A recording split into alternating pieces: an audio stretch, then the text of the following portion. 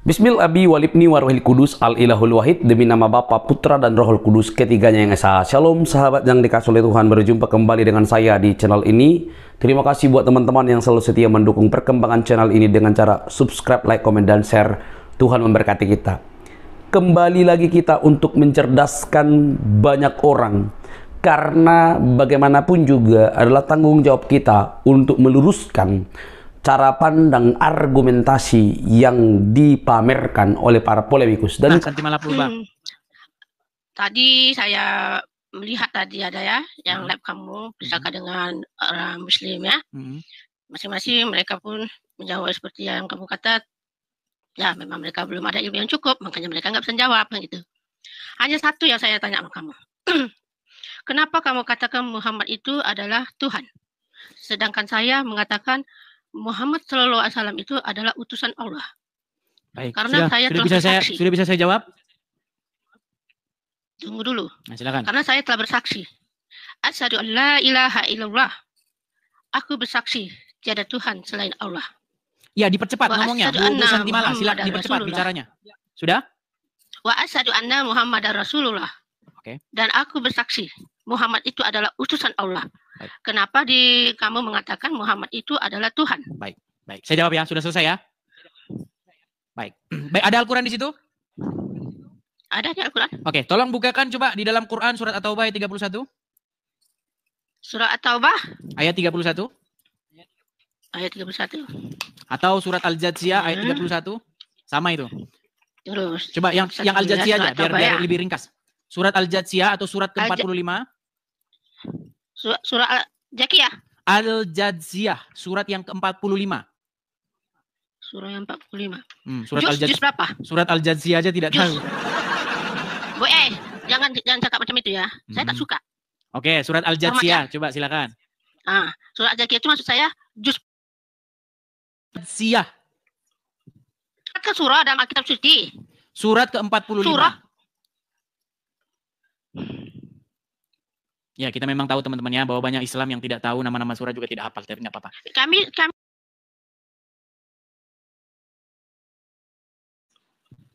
surat ke surah dalam Alkitab suci. Surah juga tidak hafal, tapi nggak apa-apa. Atau surah yang ke-45.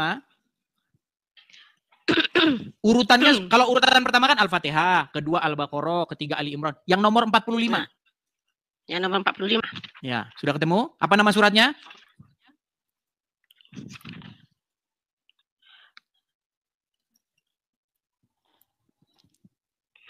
Tunggu dulu sekejap ya. Di sini yang Bunda pahami juz 1 ya, juz 1 surah Al-Fatihah, surah Al-Baqarah. Juz 2 lanjutan bukan, surah saya nggak pakai Al-Baqarah. juz, saya nggak pakai juz, pakai urutan itu nomor. Makanya saya cakap tadi juz apa? Bukan juz, nomor urutannya 45. Nomor urutannya 45. Iya.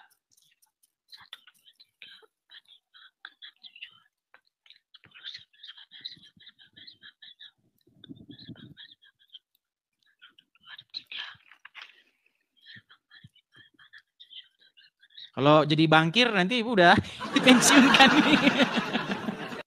Jangan begini ya, sebab kamu saya mau pelajarinya aja pakai juz, itu masalahnya. Kamu pakai surat.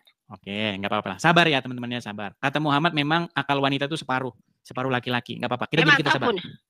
Betul. Jadi kita harus sabar karena Muhammad yang sudah menentukan akal wanita itu separuh. Iya betul, memang betul pun akal wanita itu dia satu lelaki dua wanita baru dia satu sempurna, itu baru akal. Jadi satu lelaki dua wanita baru sempurna.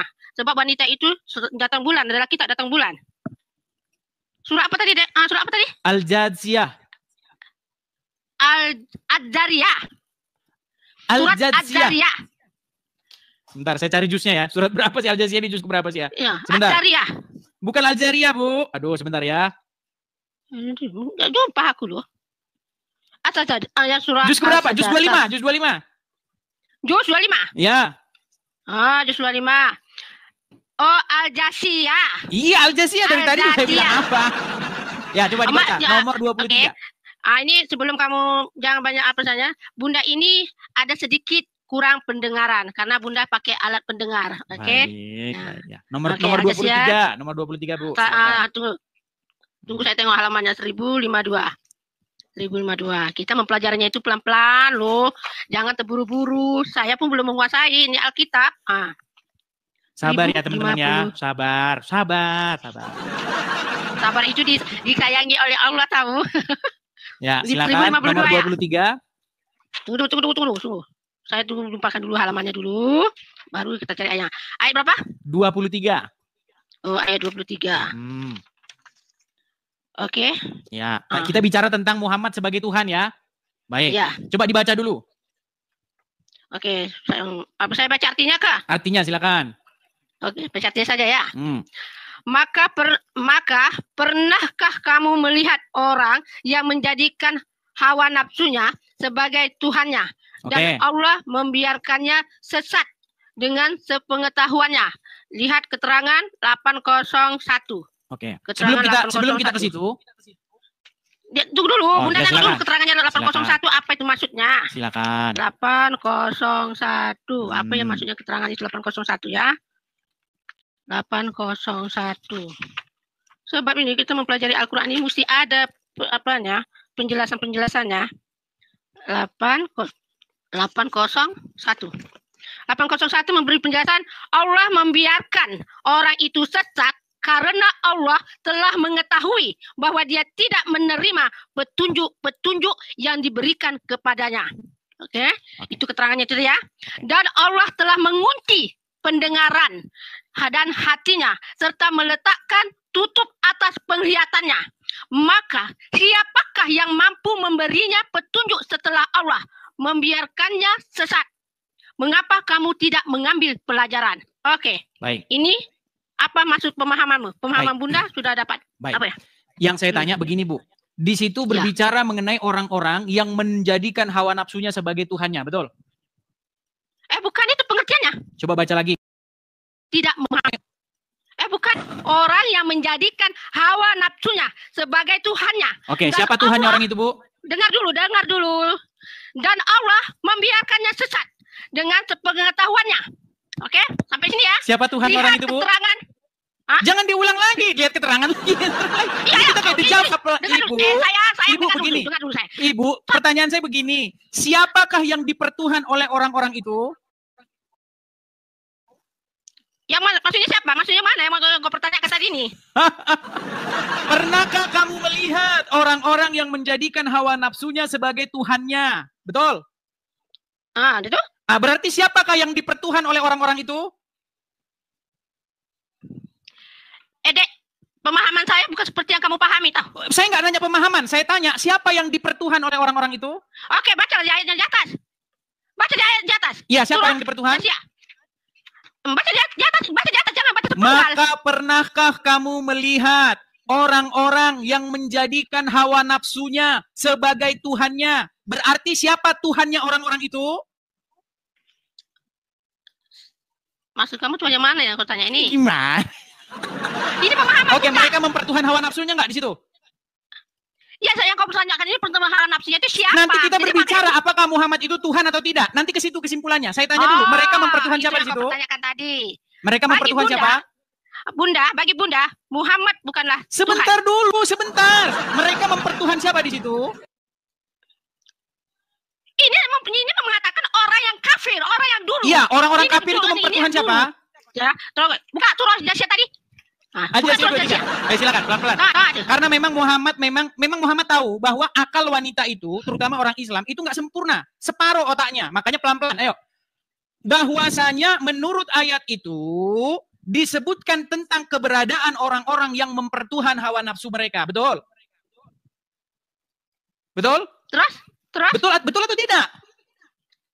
Ini yang saya cakap. Ini siapa yang mempertuhankan hawa nafsunya? Tidak disebutkan di situ siapa, yang jelas mereka itu, betul? Mereka itu mengatakan orang yang dulu, orang yang orang-orang yang dulu mempertuhan hawa nafsu, betul? Orang yang dulu. Oke, berarti ada nggak orang yang mempertuhan hawa nafsu? Macam contohnya macam Fir'aun, dia tak mau mengakui. Oke, berarti ada tidak orang-orang yang mempertuhan hawa nafsu, Ibu? Ada, yaitu ada. Fir'aun. Siapa Tuhannya mereka? Jadi, kalau kau tanya siapa Tuhannya mereka, dia mengaku berarti Tuhannya mereka adalah hawa nafsu, betul? Loh, Sayang, gimana kamu yang sih? salah paham. Pelan-pelan. Mereka mempertuhan hawa nafsunya. Pertanyaan saya, siapa Tuhannya mereka?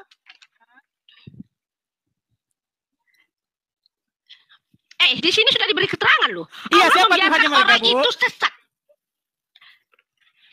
Sayang, Tuhannya tanya mereka kau ya. siapa? Manalah Bunda tahu siapa Tuhannya mereka yang sesat Tuhannya itu? mereka adalah hawa nafsu mereka, betul? Iya, hawa nafsunya mereka. Iya, sekarang saya tanya, hawa nafsu itu itu Tuhan nggak? Hawa nafsu Tuhan? Loh, gimana sih? Hawa nafsu itu Tuhan nggak? Sayang, hawa nafsu itu bukan Tuhannya yang seperti apa yang kau pikirkan. Nah, makanya saya jelaskan. Dengarkan, saya jelaskan. Nih, kalau akalnya sudah separuh, dengarkan. Yang akalnya penuh. Akal separuh mau ngajarin akalnya penuh. Dengarkan. Jadi kalau kata Tuhan yang dimaksud di situ adalah Allah, betul. Betul bahwa di situ Tuhan di situ artinya bukan Allah, tapi Tuhan di situ artinya sesuatu yang dipatuhi mereka, yang diikuti mereka, yang ditaati mereka, yang mereka takluk kepadanya. Makanya mereka mempertuhan hawa nafsu, karena kepada hawa nafsu itu mereka patuh, tunduk, takluk, mengikuti dan dikendalikan. Betul? Betul nggak? Kalau gitu pemahaman kamu. Ya sudah, Ini silakan. sedangkan Al-Quran. Ya sudah, coba jelaskan apa itu mempertuhan hawa nafsu, coba. Oke, ya Bunda jelaskan ya. Oke ya. Maka pernahkah kamu melihat orang yang menjadikan hawa nafsunya sebagai Tuhannya? Oke, kenapa Allah, disebutkan mereka menjadikan hawa nafsu sebagai Tuhannya? Itulah yang dikatakan yang tidak mau mengakuinya adanya Sang Pencipta, yaitu Allah Subhanahu wa Ta'ala. Berarti mereka patuh kepada siapa? Mereka lebih patuh, lebih taat kepada siapa? Dengan kesombongannya. Dia ya, mengaku patuh dirinya kepada adalah siapa? Tuhan. Mengikuti siapa dia? Dia mengikuti kepada dirinya sendiri. Hawa nafsunya, dia mengaku dirinya itu adalah Tuhan. Hawa nafsunya, dia merasa betul? dirinya hebat. Hawa nafsunya, betul? Kan aku cakap tadi, hawa nafsu itu adalah kesombongannya. Iya, hawa nafsunya yang diikuti oleh dia, betul? Yang mengikutinya hawa nafsu dia itu siapa? Itu yang Bunda tanya, siapa yang mereka itu? Orang-orang yang mereka itu disebutkan siapa? gitu. Aduh, kami ini ya, aku cakap ya. Oke lah, kita undang dulu Muslim yang mengerti agama Islam ya. Kamu yang tak mengerti kalau ada Islam. Oh, gimana sih? Oke, coba buka sekarang. Oke, sekarang kita tambahi surat. Mungkin Anda tidak mengerti. Coba buka dulu surat At-Taubah ayat 31, coba. Iya, surat Taubah ayat 31. Ya, surat kamu 29. jangan mengatakan ya, kalau kamu bukan Islam, jangan mengatakan kamu itu tahu tentang Islam. Muhammad itu robnya umat Islam, Bu. Ini yang ngakui orang Islam sendiri. Bagaimana? Siapa Daman yang Al-Mantiki, petinggi APII. Jangan kau kata orang lain, aku katakan dirimu. Aku tanya dirimu, kamu itu Islam atau Kristen? Jadi APII sesat. Sekarang aku tanya kamu itu Islam atau Kristen? Sesat. Jadi APII sesat. Jangan kau tanya sana, aku tanya dirimu. Berarti Zuma sesat. Kamu kutanya, kamu Kristen kata Islam? Saya Kristen, saya pengikut Yesus. Saya tidak mau ngikutin Muhammad yang di kuburan. Udah, stop. Jangan kamu mempertikaikan tentang ajaran yang bukan ajaran kamu. Lu saya menjawab Zuma, menjawab Sidama, menjawab Riva, menjawab Dondita, menjawab Adi Hidayat, gimana? Dengar dulu. Saya nggak boleh menjawab mereka, gimana? Dengar dulu. Sayangku dengar dulu ya. Coba buka dulu At-Taubah 31. Ini antara kau dengan Bunda. Ini antara kamu dengan Bunda. Ya, silakan Bu. Coba At-Taubah 31 coba baca dulu. Iya, At-Taubah 31 ya. Ini antara kau dengan Bunda ya. Jangan dikaitkan orang lain. Takut nanti dimarahin cuma.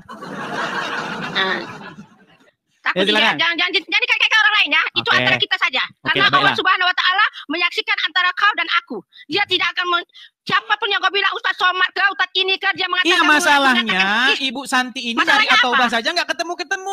Tunggu dulu, aku kan tunggu sembah-sembah dengan kamu. Iya, coba cari At-Taubahnya dulu.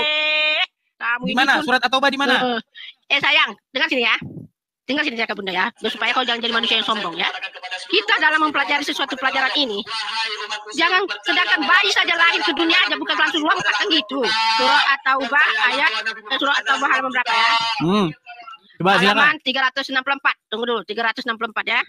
Orang buka Al-Quran saja masih. Gimana Ibu mau mengkritik Daman Al-Mantiki, mau mengkritik Wafi, buka Al-Quran saja masih lambat.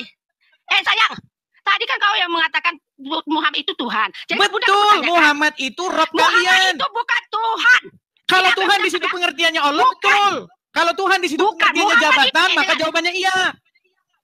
Dengar ya. Muhammad itu bukan Tuhan. Percuma Ibu bilang bukan Tuhan. Masalahnya ahli mantik. APII sudah mengakui Muhammad adalah Rob kalian. Itu dia. Berarti dia sesat. Kaitkan dia dengan kita. Berarti dia sesat. Itu dia kau kaitkan sini. Sekarang kita mengatakan Tuhan itu bukan Muhammad. Understand? Berarti dia sesat. Kamu ini.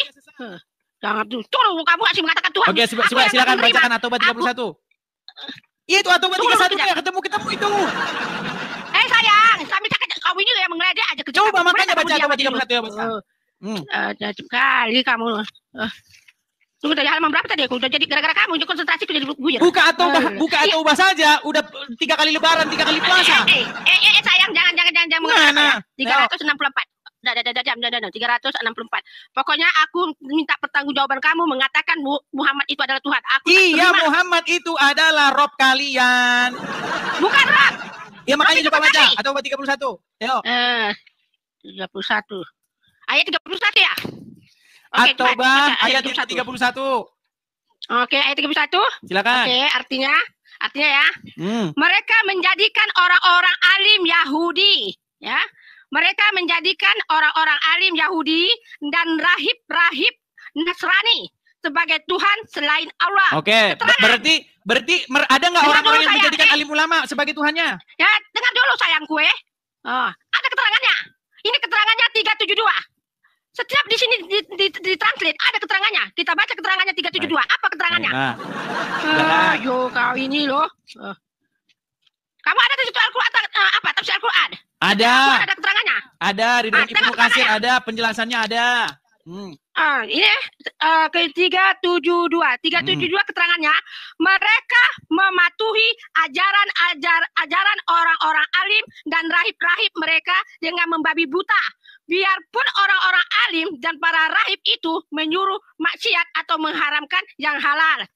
Di sini tadi, di situ kan katanya orang-orang alim. Tapi dia orang alim, dia maksudnya mengatakan gini, orang alim ini mengatakan gini, mereka mematuhi ajaran orang-orang alim dan rahib-rahib mereka dengan membabi buta. Membabi buta itu dia tidak mencatat, maksudnya tidak macam gini lah. Contoh, kalau kita mencari sesuatu, pasti kita akan ingin tahu dari mana datangnya. Oke, baiklah, sudah ya. Jadi mereka mempertuhan alim ulamanya, betul? Itu mereka itu siapa? Orang-orang Yahudi dan Nasrani.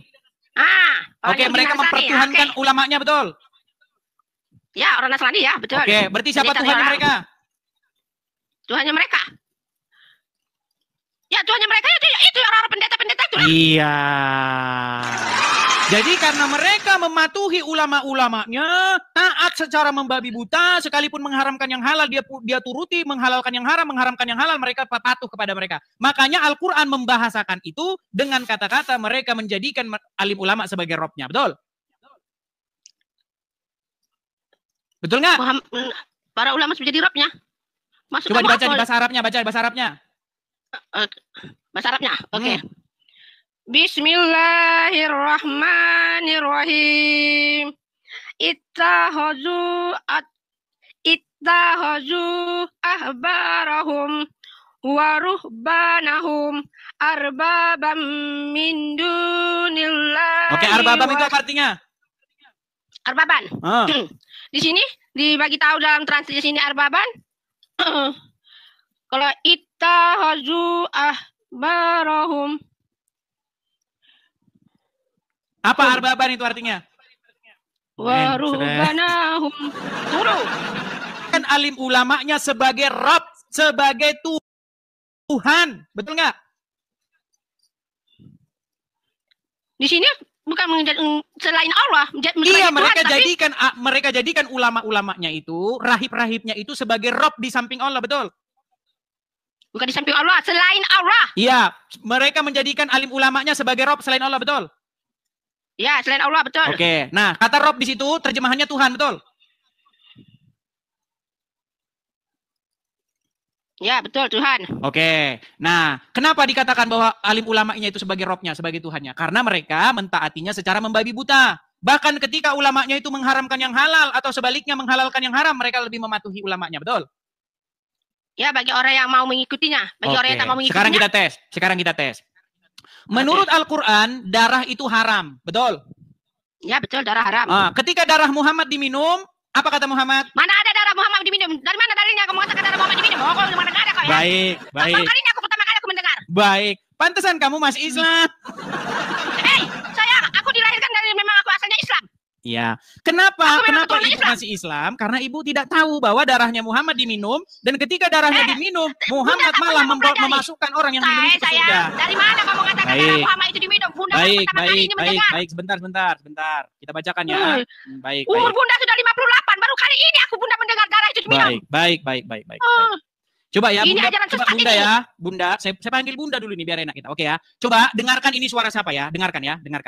Pelan-pelan dengarkan ini suara siapa. Sebentar. Pasang telinga ya. Bentar. Siapa ya?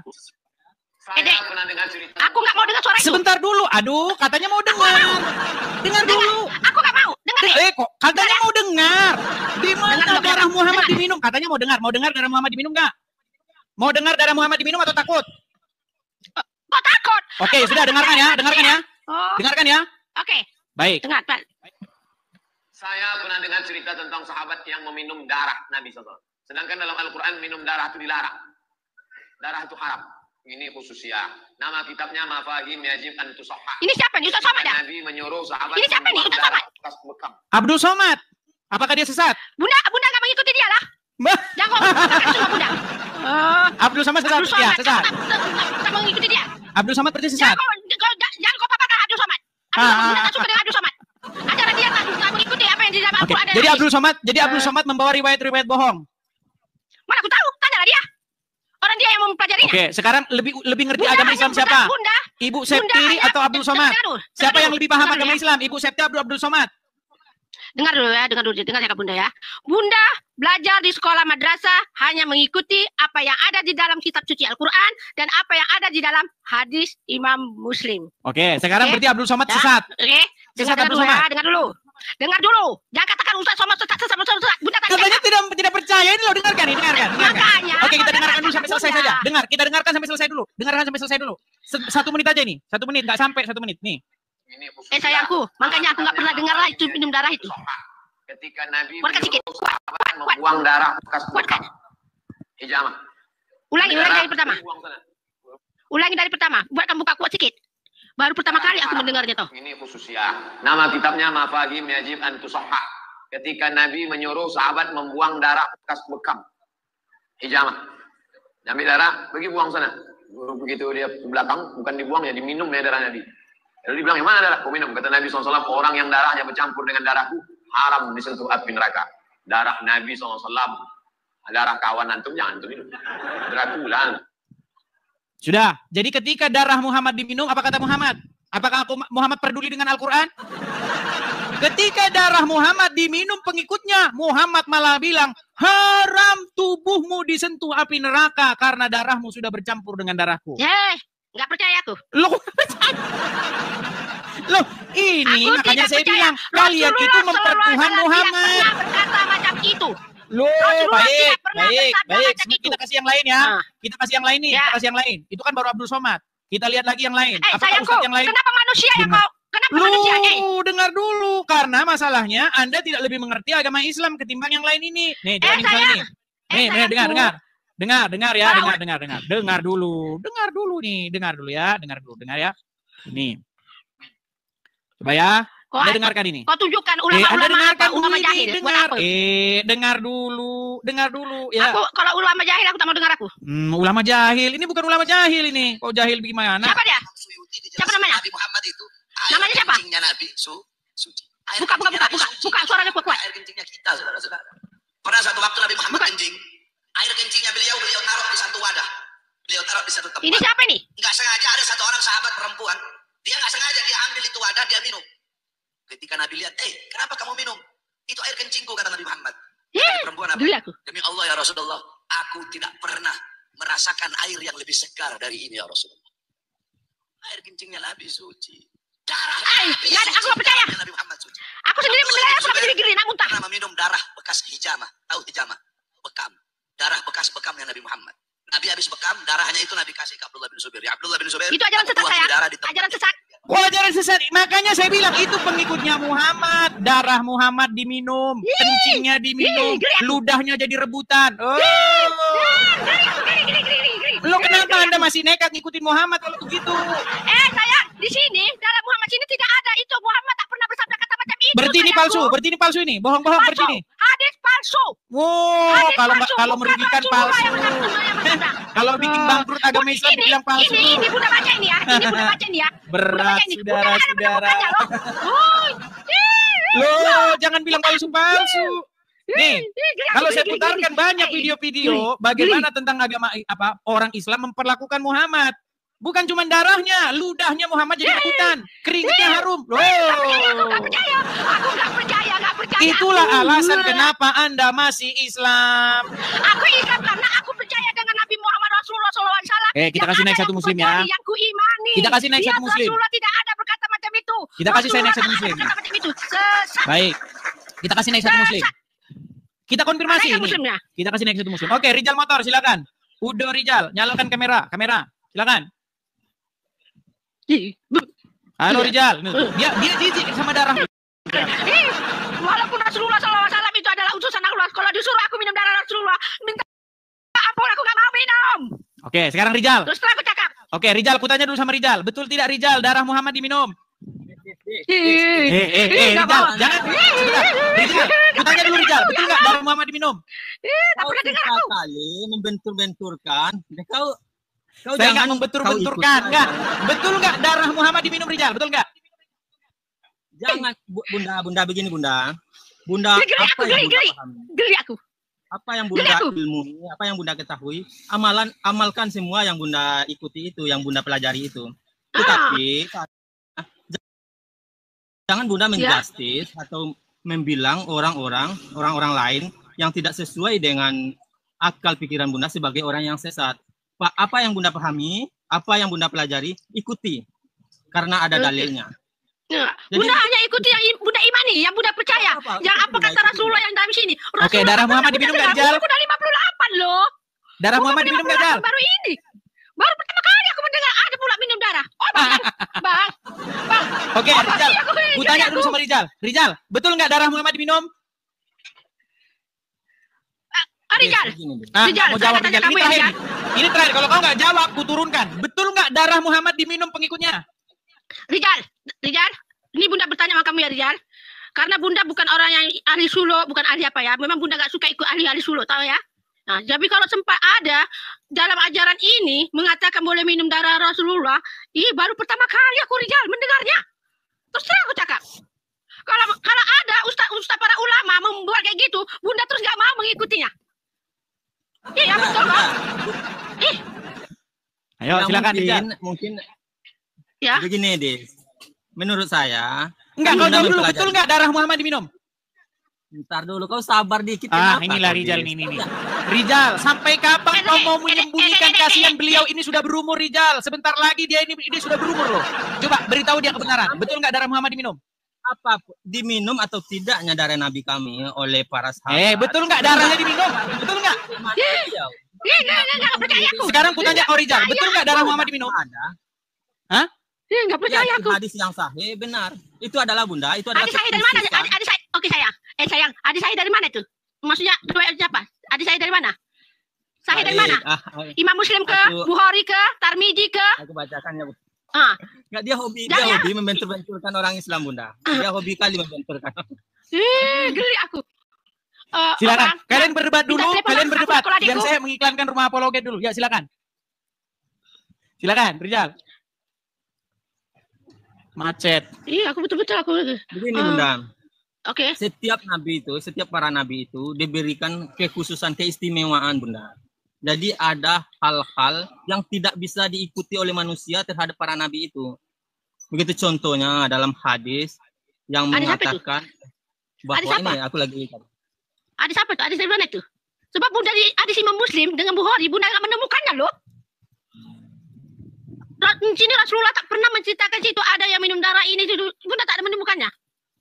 Makanya terus aku cakap, kalau seandainya pun kalau aku ada berhadapan gitu, murtad dari Islam ya? Tuhan aku adalah Allah Subhanahu Wa Taala. Muhammad lagi. Adalah utusan Allah. Tidak mungkin Rasulullah mengajari umatnya ajaran yang lari daripada apa yang dikitabkan dalam Al-Quran. Nggak mungkin, sedangkan Al-Quran tak ada menyuruh. Oke, silakan Rijal, cari Rijal. Lihatnya Rijal, tanggung jawab itu. adalah manusia. Sayang, jangan jaga bawa nama-nama Ustaz. Aku nak tulisan hadis itu dari mana? Berjalan punya bayangan tidak? Kita kalau berjalan kita punya bayangan. Tapi baginda Nabi Sallallahu Alaihi Wasallam satu-satunya kekasih Allah yang tidak memiliki bayangan. Baginda Nabi kalau berjalan tidak akan pernah ditemukan bayangan baginda Nabi Sallallahu Alaihi Wasallam. Waradilullah, baginda Nabi tidak memiliki bayangan. Balkana nuro, karena baginda Nabi itu adalah nur, maka yang tidak memiliki bayangan itu adalah nur. Dan baginda Nabi Sallallahu Alaihi Wasallam dijadikan manusia, tapi ia bukan ajaran sesat itu. Nabi Muhammad Nggak percaya, aku nggak percaya. Maka tangan para sahabat siap menyambut ludahnya baginda Nabi Sallallahu Alaihi Wasallam, dan ludah baginda Nabi diperebutkan oleh para sahabat. Para sahabat mengambil barokah dari ludahnya baginda Nabi, karena ludahnya baginda Nabi lebih wangi daripada minyak kasturi. Sehingga baginda Nabi ketika berludah disambut ludahnya oleh para sahabat, lalu para sahabat membalutkan ludah baginda Nabi di tubuh mereka. Baginda Nabi kalau berwuduk, air wuduknya baginda Nabi tidak ada yang menetes ke bumi. Air wuduknya baginda Nabi sudah ditampung oleh para sahabat, diperebutkan oleh para sahabat Nabi untuk mengambil keberkahan. Karena apapun yang tersentuh dengan diri baginda Nabi mustahil akan tersentuh oleh api neraka. Baginda Nabi Sallallahu Alaihi Wasallam suatu ketika pernah berbekam. Tahu namanya bekam, gitu? Bekam mengeluarkan darah. Baginda Nabi pernah berbekam. Lalu ketika beliau sudah bekam keluarlah darah beliau, maka baginda Nabi memanggil seorang sahabat bernama Abdullah bin Zubair. Wahai Abdullah bin Zubair, kamu kesini. Lalu kemudian baginda Nabi sampaikan, kamu bawa ini darah saya, amankan dia di tempat yang aman. Bila perlu kamu kubur dia, kata Rasulullah. Maka kemudian selang beberapa waktu Abdullah bin Zubair melirik kiri kanan, gak ada orang, sudah selesai. Maka baliklah ia kepada baginda Nabi. Lalu baginda Nabi bertanya kepada Abdullah bin Zubair, hei Abdullah bin Zubair, bagaimana dengan darahku, aman apa tidak? Abdullah bin Zubair menjawab, ini ulama apa nih? Ulama apa yang dibakir ini? Kamu sudah amankan di tempat yang aman? Sudah ya Rasulullah. Kamu jujur sekarang di mana kamu amankan darahku itu, sabda Rasulullah. Maka kemudian bingunglah Abdullah bin Zubair, maka dengan malu-malu Abdullah bin Zubair mengatakan, aku minum darahmu itu ya Rasulullah. Maka baginda Nabi Sallallahu Alaihi Wasallam mengangkat suaranya, siapa yang bersentuhan darahku dengan darahnya, maka mustahil dia akan disentuh api neraka. Darah baginda Nabi diminum oleh Abdullah bin Zubair. Gak ada. Dan baginda Nabi aku tak pernah mempelajarinya. Di madrasah aku tak pernah mempelajarinya. Ustaz tak ada pernah menceritakan tentang hal itu. Ustaz aku tak pernah menceritakan tentang hal itu. Tapi akhirnya kemudian berbalik menjadi kalah. Pada saat itulah baginda Nabi dikepung oleh musuh-musuhnya. Lalu kemudian ada orang yang melempar baginda Nabi dengan panah, ada yang melempar Nabi dengan tombak, ada yang melempar Nabi dengan rantai dari besi. Maka baginda Nabi terkena oleh senjata di bagian pipinya, sehingga baginda Nabi patahlah gigi serinya baginda Nabi Sallallahu Alaihi Wasallam. Tugel gigi baginda Nabi. Lalu kemudian menancaplah duri-duri dari rantai yang dilemparkan ke wajah baginda Nabi. Maka melihat kejadian itu dicabutlah oleh seorang sahabat. Ubayyah bin Jarrah mencabut rantai itu, dicabut. Lalu kemudian senjata-senjata yang menempel di wajah Nabi dicabut. Maka ketika dicabut keluarlah darah dari wajah baginda Nabi, keluar darah dari gigi baginda Nabi. Maka muncullah seorang sahabat bernama Malik bin Sinan. Sahabat yang bernama Malik bin Sinan melihat darah baginda Nabi, maka Malik bin Sinan langsung mencium dan meminum seluruh darah baginda Nabi Sallallahu Alaihi Wasallam. Diminumlah darah yang mengucur dari wajah Nabi oleh seorang sahabat bernama Malik bin Sinan. Lalu baginda Nabi katakan kepada para sahabat, man sarrahu an yanzura ila man khalaqa lahu dami falyanzur ila Malik bin Sinan. Siapa yang ingin melihat orang yang telah bercampur darahnya dengan darahku, maka lihatlah Malik bin Sinan. Kenapa Malik bin Sinan meminum darah baginda Nabi? Karena kalau darah baginda Nabi jatuh ke bumi, kalau darah baginda Nabi setetes saja jatuh ke bumi, maka bergoncanglah arsy. Kalau arsy sudah bergoncang, maka turun para malaikat-malaikat Allah. Sehingga kalau malaikat-malaikat turun, maka gunung-gunung akan diangkat, maka bumi akan digoyang oleh Allah Ta'ala, sehingga hancurlah kehidupan manusia. Maka kemudian Malik bin Sinan mencium darah baginda Nabi agar tidak datang azab Allah di tengah-tengah umat manusia. Dan yang kedua, agar ia mendapatkan keberkahan dari darahnya baginda Nabi Muhammad. Jadi baginda Nabi Muhammad itu manusia, tapi ia bukan manusia biasa. Baginda Nabi bisa saja mengatakan kepada malaikat, hei malaikat, angkat gunung itu, lemparkan dia kepada musuh-musuhku. Sangat mudah bagi baginda Nabi Sallallahu Alaihi Wasallam. Tapi baginda Nabi tidak melakukan itu karena risalahnya baginda Nabi adalah beliau datang sebagai pembawa rahmat di tengah-tengah manusia. Dan di dalam satu riwayat disebutkan, baginda Nabi Sallallahu Alaihi Wasallam ketika pada suatu malam beliau berada di kamarnya, lalu di malam itu baginda Nabi ingin membawa hajat. Saya tak mau dengar dah. Maka Dia baginda sesat. Nabi Sallallahu Alaihi Wasallam, Terlalu sesat. Kok sesat? Itu ajaran agama Islam. Gimana Rizal? Sesat. Gimana yang benar? Darah Muhammad benar diminum nggak? Tuh katanya sesat. Gimana yang benar yang mana? Kalian rapat juga. Kamar dulu kalian. Konsili. Kalian konsili dulu, konsili. Ini Bunda sekolah madrasah ini ya. Bunda sekolah madrasah. Bunda diajari Ustaz tentang hadis, tidak pernah situ Ustaz mengatakan tentang Rasulullah yang sahabatnya minum inilah, masa perang inilah. Tidak ada. Bunda tak pernah dengar. Baru ini pertama kali Bunda dengar. Terus Bunda cakap. Iya, jangan saling saya. Pernah belajar. Enggak tahu. Saya. Itu bukan Rasulullah SAW. Itu bukan Gimana Rasulullah. sih? Rasulullah tak pernah bersabda. Sudah. Ya. Itu memang ajaran sesat. Tuh, sila gimana Kalau aku tanggapanmu disuruh, Rijal? tak mau. Katanya ajaran sesat itu Rijal. Gimana Rijal? Ayo Rijal. Ya, ajaran sesat Rijal. Bunda berani. Ini ya. Bunda berani. Ini Bunda mengimani Al-Quran dan mengimani hadis Rasulullah yang sahih. Bunda berani bertanggung jawab. Rasulullah SAW tidak ada pernah bersabda seperti itu dengan para sahabat-sahabatnya. Tidak. Itu ajaran sesat. Aku sendiri di akhir zaman ini tidak dapat menerima hadis palsu. Kapok kamu Rijal. Jahat betul, jahanam. Jahanam. Kapok kamu Rijal. Kapok kamu. Ayo, gimana yang benar? Tapi aku terima. Marah ini udah. Tapi aku gak bisa menerima. Gak bisa menerima. Gak bisa. Nggak apa-apa, Bunda nggak bisa terima, nggak masalah. Ya Allah ya Tuhanku. Makanya kalau ajaran Ustaz Somad itu kadang-kadang aku nggak bisa aku terima 100%, 100%. Nggak bisa aku terima. nggak boleh Bunda menjustis. Bunda imani apa yang telah Bunda pelajari dan Bunda lakukan. Itu boleh. Itu boleh aku terima. Jadi kalau kalian suruh aku mempercayai itu, walaupun itu darah Rasulullah SAW, ini aku cerita sama kalian ya. Ini aku cerita sama kalian ya. Ini aku cerita.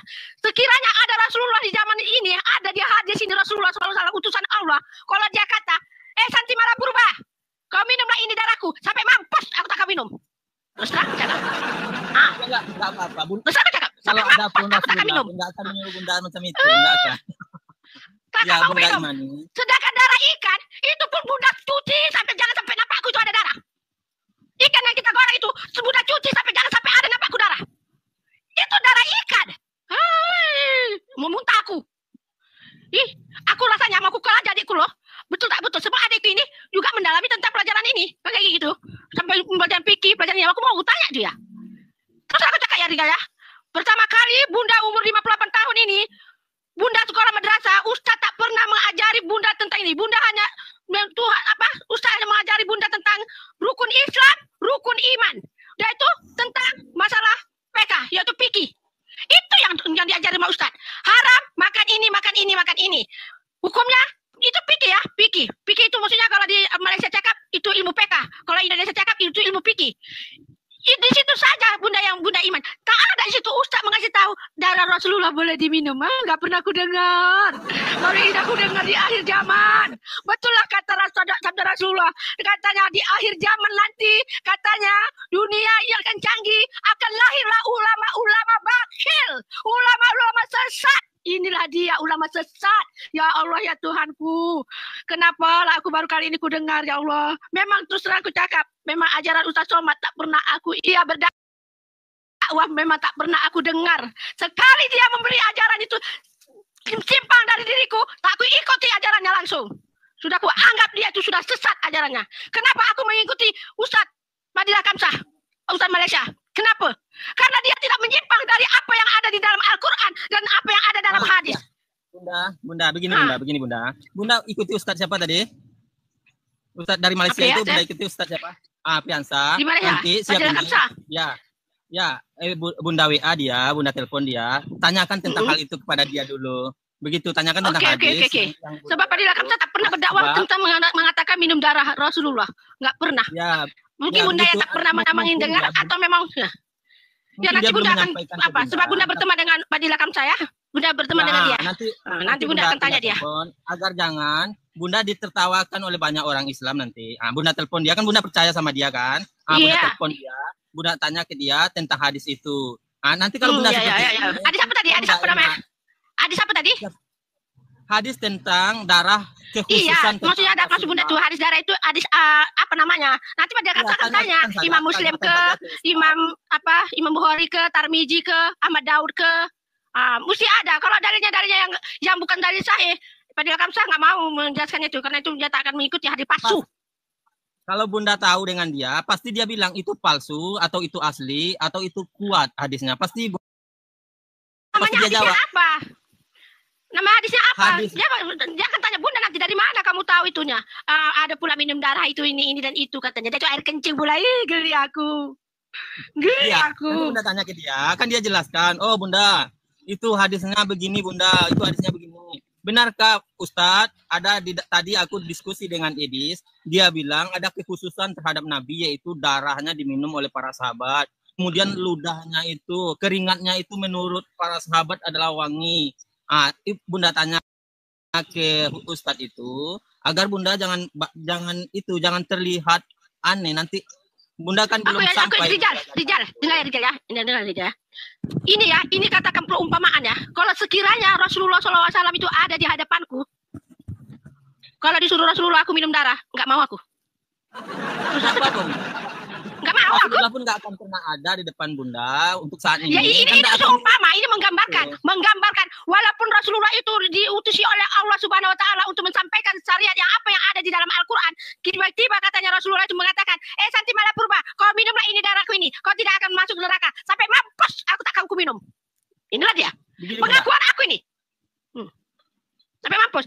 Karena Rasulullah tidak pernah menyuruh umatnya, pengikutnya untuk minum darahnya, menjilat peluknya, meminum air kencingnya, atau menjilat air liurnya. Tidak ada. Walau sesuci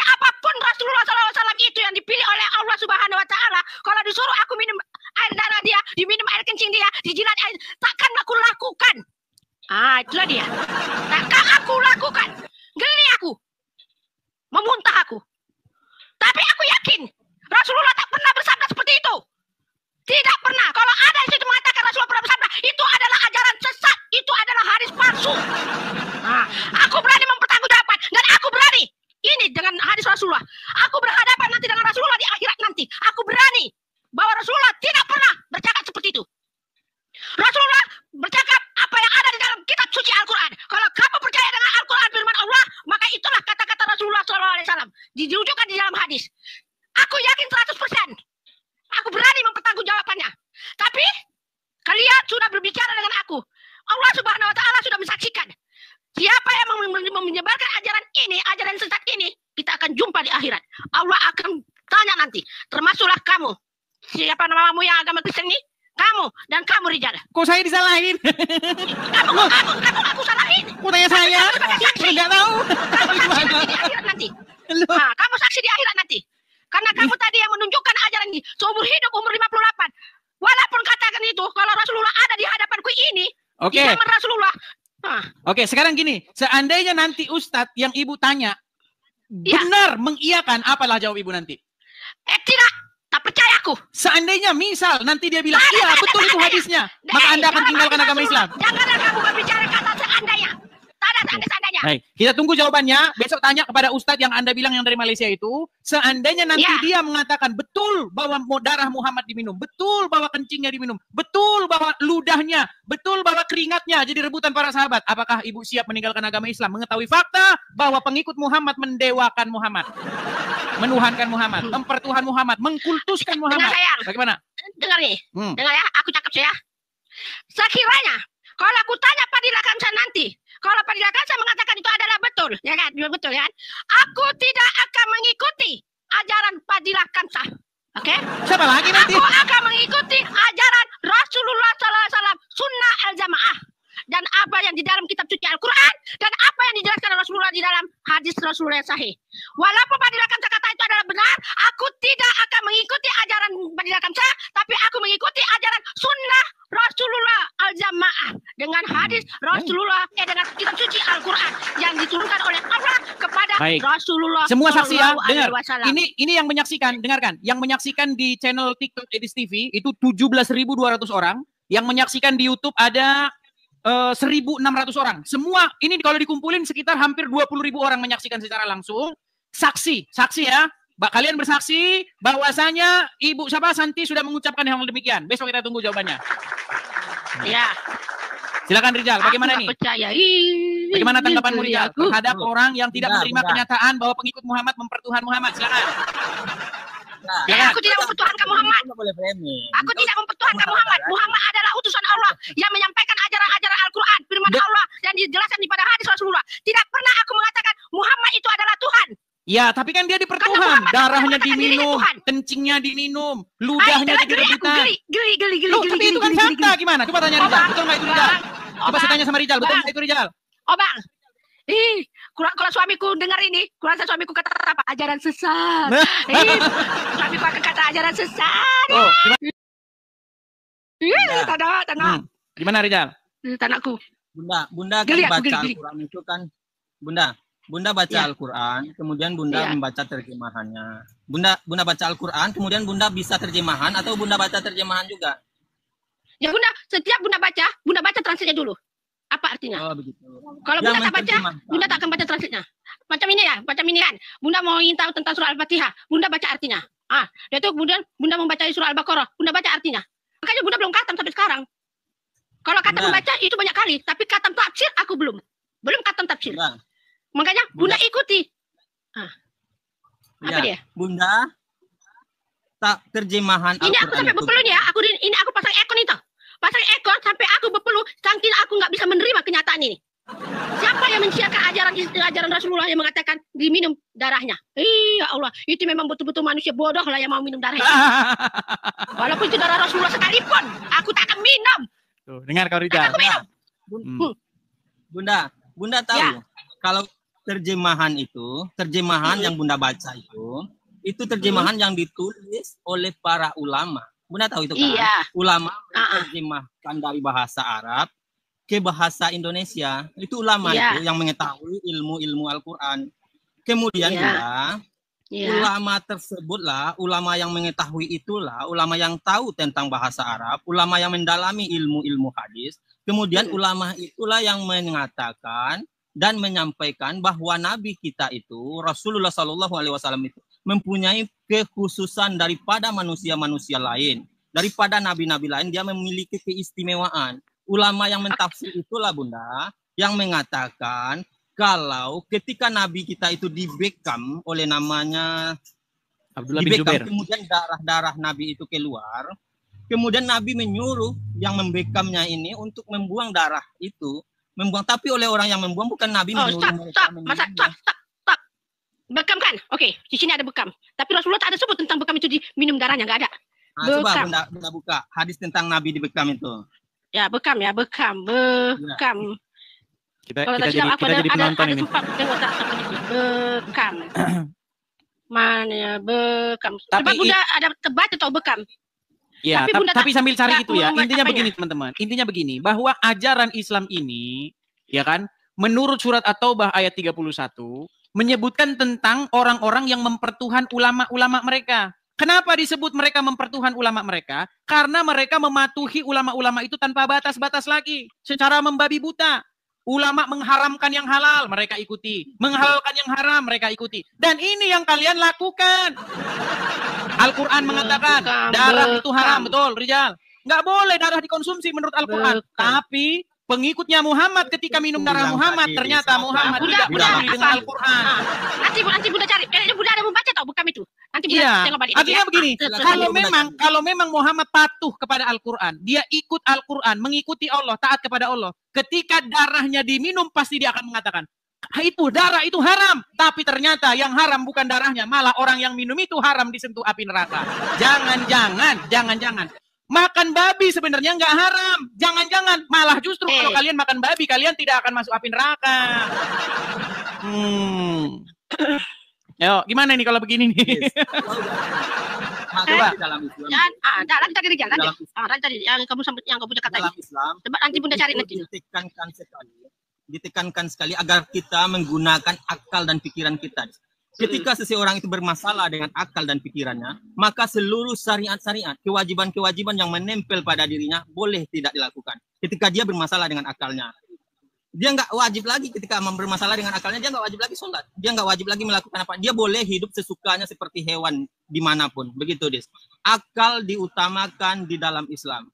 Begitu pentingnya, maka ketika di neraka nanti, orang-orang itu nggak akan ada yang membantah Allah, nggak akan ada yang membantah. Orang itu hanya meminta, ya Allah, kembalikan kami ke bumi dan kami pasti akan berbuat sesuai dengan apa yang Engkau perintahkan. Dia meminta, orang itu meminta untuk dikembalikan, nggak ada membantah karena akalnya di bumi ini menerima dengan ketuhanannya Allah itu, dia tahu ketuhanannya Allah, tapi akalnya itu tidak dipakainya. Begitu di dalam Islam itu. Penting sekali dan banyak sekali ayat-ayat yang menyuruh dan mengatakan agar kita berpikir dan memikirkan. Banyak sekali, Lis. Beda sekali dengan, mohon maaf, dengan agama. Kebenaran kitabmu saja tidak kau pelajari. Kau pernah dengar pada tahun 49 Masehi, kurang lebih 15 tahun sepeninggal Yesus, itu terjadi perpecahan yang sangat kuat di dalam tubuh kekristenan. Antara Yahudi Kristen dengan jangan kau lari kemana-mana dulu, Rijal. Muhammad ini sampai sekarang belum kelar-kelar. Kita membahas tentang agamamu, Dis. Oke, intinya begini.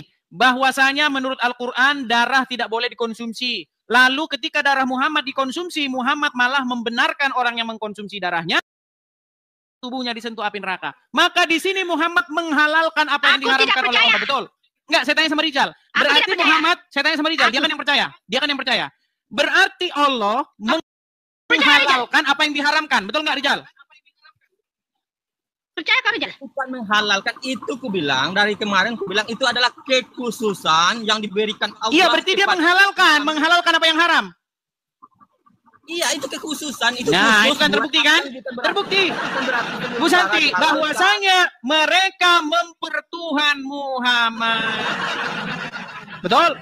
Rijal, Oh, Rizal. Framing. Udah jelas, mereka mempertuhan Muhammad, Kamu, apa lagi? kamu Muslim ya? Aduh, kamu Muslim kan? Kamu Muslim?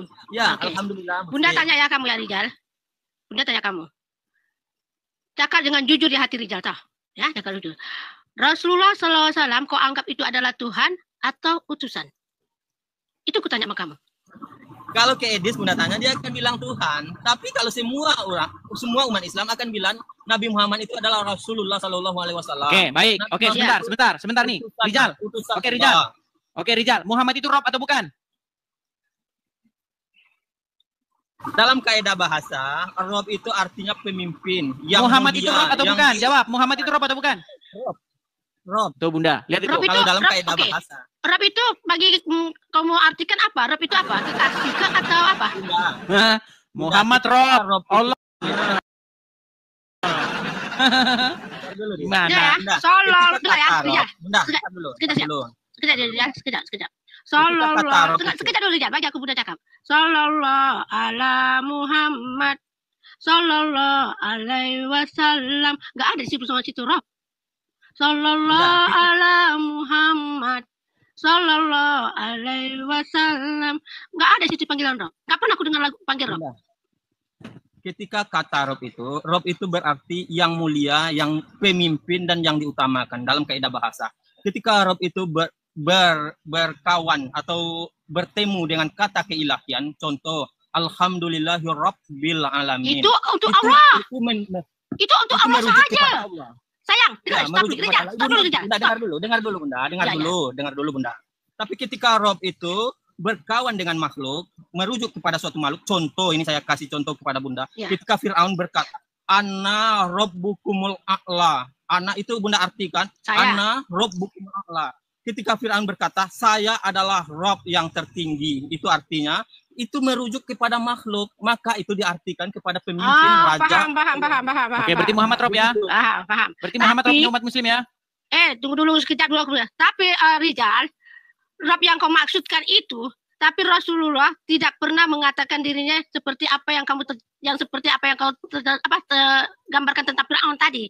Di situ Rasulullah mengatakan dirinya adalah utusan Allah. Nggak pernah dia mengatakan dirinya itu yang seperti Fir'aun mengatakan Rob. Maksudnya dia paling mulia, tidak. Yang paling mulia, yang paling agung, yang maha suci hanya Allah Subhanahu wa taala. Itu saja. Iya. Hanya Allah Subhanahu wa benar. taala yang maha suci. Maha segala-galanya. Sucinya Rasulullah lebih suci lagi Allah. Itu maksud Bunda ya. Sucinya Rasulullah Iya. lagi suci lagi Allah. Nah, itu pengertian Bunda ya. Rasulullah itu adalah rasul utusan Allah yang dipilih Oke, oleh Allah. saya bantah Berarti dulu. Allah itu mengetahui Saya bantah. kesuciannya Rasulullah. Oke, Bu Santi, di mana ada penyebutan Ayo. dalam Al-Qur'an bahwa Muhammad itu suci? Apa? Di mana dalam Al-Qur'an sekalipun disebut saya- Muhammad itu suci? Sayang, kau paham tak apa yang aku cakap tadi? Apa? Tadi kan ibu bilang sesuci-sucinya. Makanya kau dengar aku dulu. Kau diam, kau dengar dulu aku cakap ya. Kalau ada mengatakan Rasulullah itu suci, Bunda yang mengatakan lagi suci Allah. Paham tak? Karena Kalau Muhammad ada- nggak suci di dalam Al-Qur'an, tidak pernah disebut Muhammad suci. Astagfirullahaladzim. Makanya kau itu nggak paham apa yang Bunda maksudkan. Katalah dirimu. Dirimu mengatakan kepada Bunda, Santi malah berubah. Rasulullah itu suci. Kau bilang lah, contoh ya. Ini Oke, contoh berarti gambaran. Muhammad tidak suci. Berarti Ya. Muhammad tidak suci. Dengar dulu aku cakap belum selesai. Aku belum Jawab dulu. mengatakan. Berarti Muhammad suci nggak? Bagi Bunda bercakap sampai habis. Jangan Silakan. dipotong. Silakan. Allah. Katalah kamu mengatakan jangan Santi malah berubah. Rasulullah itu suci. Kata kau cakap ya. Ini contohnya. Aku cakap. Sucinya Rasulullah lagi suci Allah. Paham tak? Oke, sekarang aku tanya, Sucinya Muhammad Rasul- suci lagi nggak? Suci Allah. Muhammad suci atau tidak? Justru dia suci lah, makanya Allah Mana memilih dalilnya dia dalam jadi Quran bahwa Muhammad utusan suci? Rasulullah. Di mana dalilnya Karena suci bahwa lah Muhammad suci? Rasulullah. Ya memang Rasulullah suci karena Allah Dalilnya, memilih dia. oke saya tanya sama Rizal. Rizal, ada nggak Muhammad dalam Al-Quran disebutkan sebagai orang yang suci? Suci dari apa dulu? Entah kata suci dari apapun terserah. Sebutkan satu ayat yang menyebut Muhammad itu suci. Kalau ada yang menyebut Muhammad Oke, suci dalam oke. Al-Quran, maka Oke. saya lompat dari Monas. Oke. Silakan. Oke. Silakan. Oke, sekarang Quran surat berapa? Tunggu ya, Rizal, biar aku cakap sama dia. Oke. Kamu mempercayai Yesus kan? Betul. Kau percaya tak dengan Yesus? Betul. Percaya kan? Oke. Yesus tentu ada kitab Injilnya kan? Jangan lari Ada kemana-mana kitab dulu Bu Santi. Dengar dulu. Aku nanya kamu dulu. Saya Benar, tanya, benar, di Quran mana disebutkan Muhammad itu suci? Dulu, sayangku, biar kau paham apa yang ku maksud. Allah memilih Rasulullah SAW menjadi utusannya karena Allah telah mensucikan Rasulullah SAW. Ayatnya. Ayat apanya? Berarti Anda fitnah yang keji. Ini buktinya. Sungguh Anda memfitnah Al-Quran dan Muhammad. Silakan. Di Quran surat berapa? Surat apa berapa? Oke, sebentar. Saya tanya sama Rijal dulu. Rijal, pernah nggak Al-Quran menarasikan, menyebutkan bahwa Muhammad seorang yang suci? Pernah nggak? Iya, itu makanya aku katakan suci dari apa? Kalau ucapan-ucapan Nabi kami, ucapan yang dikeluarkan untuk masalah-masalah Tuhan, Rijal, pertanyaan saya, pernahkah Al-Quran menarasikan bahwa Muhammad orang yang suci? Ini siapa nama kamu siapa? Nih, Edis TV. Namamu Edi ya? Edis TV. Edis. Ya. Edis, dengar sini ya, Edis. Edis, dengar ya. Kalau kau nggak paham juga apa yang Bunda cakap, ya dengar ya. Tanya kau. Aku tanya nih kau ini. Jangan kemana-mana dulu, Bu Santi. Yang saya tanya, di Quran mana ada narasi Muhammad orang yang suci? Yuk. Dengar dulu ku cakap. Aduh, setelah Rijal memfitnah, sekarang giliran Anda memfitnah Muhammad. Rijal memfitnah Muhammad, katanya Muhammad nyuruh minum darah. Sekarang Anda memfitnah Muhammad. Oke, kalau gitu sekarang begini, Bu Santi, sekarang begini. Tunjukkan di ayat berapa, surat berapa yang mengatakan bahwa Muhammad seorang yang suci. Kan Bunda sudah cakap tadi. Tidak ada. Oke, sekarang coba buka Quran surat Maryam ayat yang ke-17. Surat Maryam? Ya, apa itu? Surat Maryam, surat yang ke-19. Oh, surat Maryam ayat 19. Ya, di situ dikatakan apa? Ketika seorang ruhana menjelma di hadapan Maryam, dia berkata, Innama ana rasulu li ahaba laki gulaman zakiyan. Sesungguhnya saya ini utusan dari Tuhanmu untuk memberi kamu seorang anak laki-laki yang suci. Jadi Al-Quran menyebutkan bahwa orang yang suci itu hanyalah Isa. Anda bilang Muhammad. Sungguh Anda melakukan fitnah yang nyata.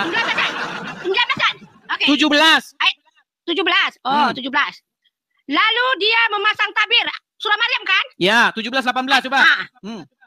Ayat 17 kan? Ayat 17. Dimulai dari 17. Lalu dia memasang tabir yang melindunginya dari mereka. Lalu kami mengutus roh kami, Jibril, kepadanya. Maka dia menampakkan diri di hadapannya dalam bentuk manusia yang sempurna, yaitu malaikat. Ya, 19-nya.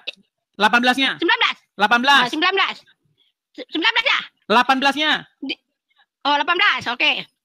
Dia Maryam berkata, sungguh aku berlindung kepada Tuhan yang Maha Pengasih terhadapmu jika engkau orang yang bertakwa. Oke? 19. Masuk ke ayat 19. Oke. Dia Jibril berkata, sesungguhnya aku hanyalah utusan Tuhanmu untuk menyampaikan anugerah kepadamu seorang anak laki-laki yang suci. Yang suci, betul. Suci betul nggak? Ya, suci, betul. Siapa yang suci di situ?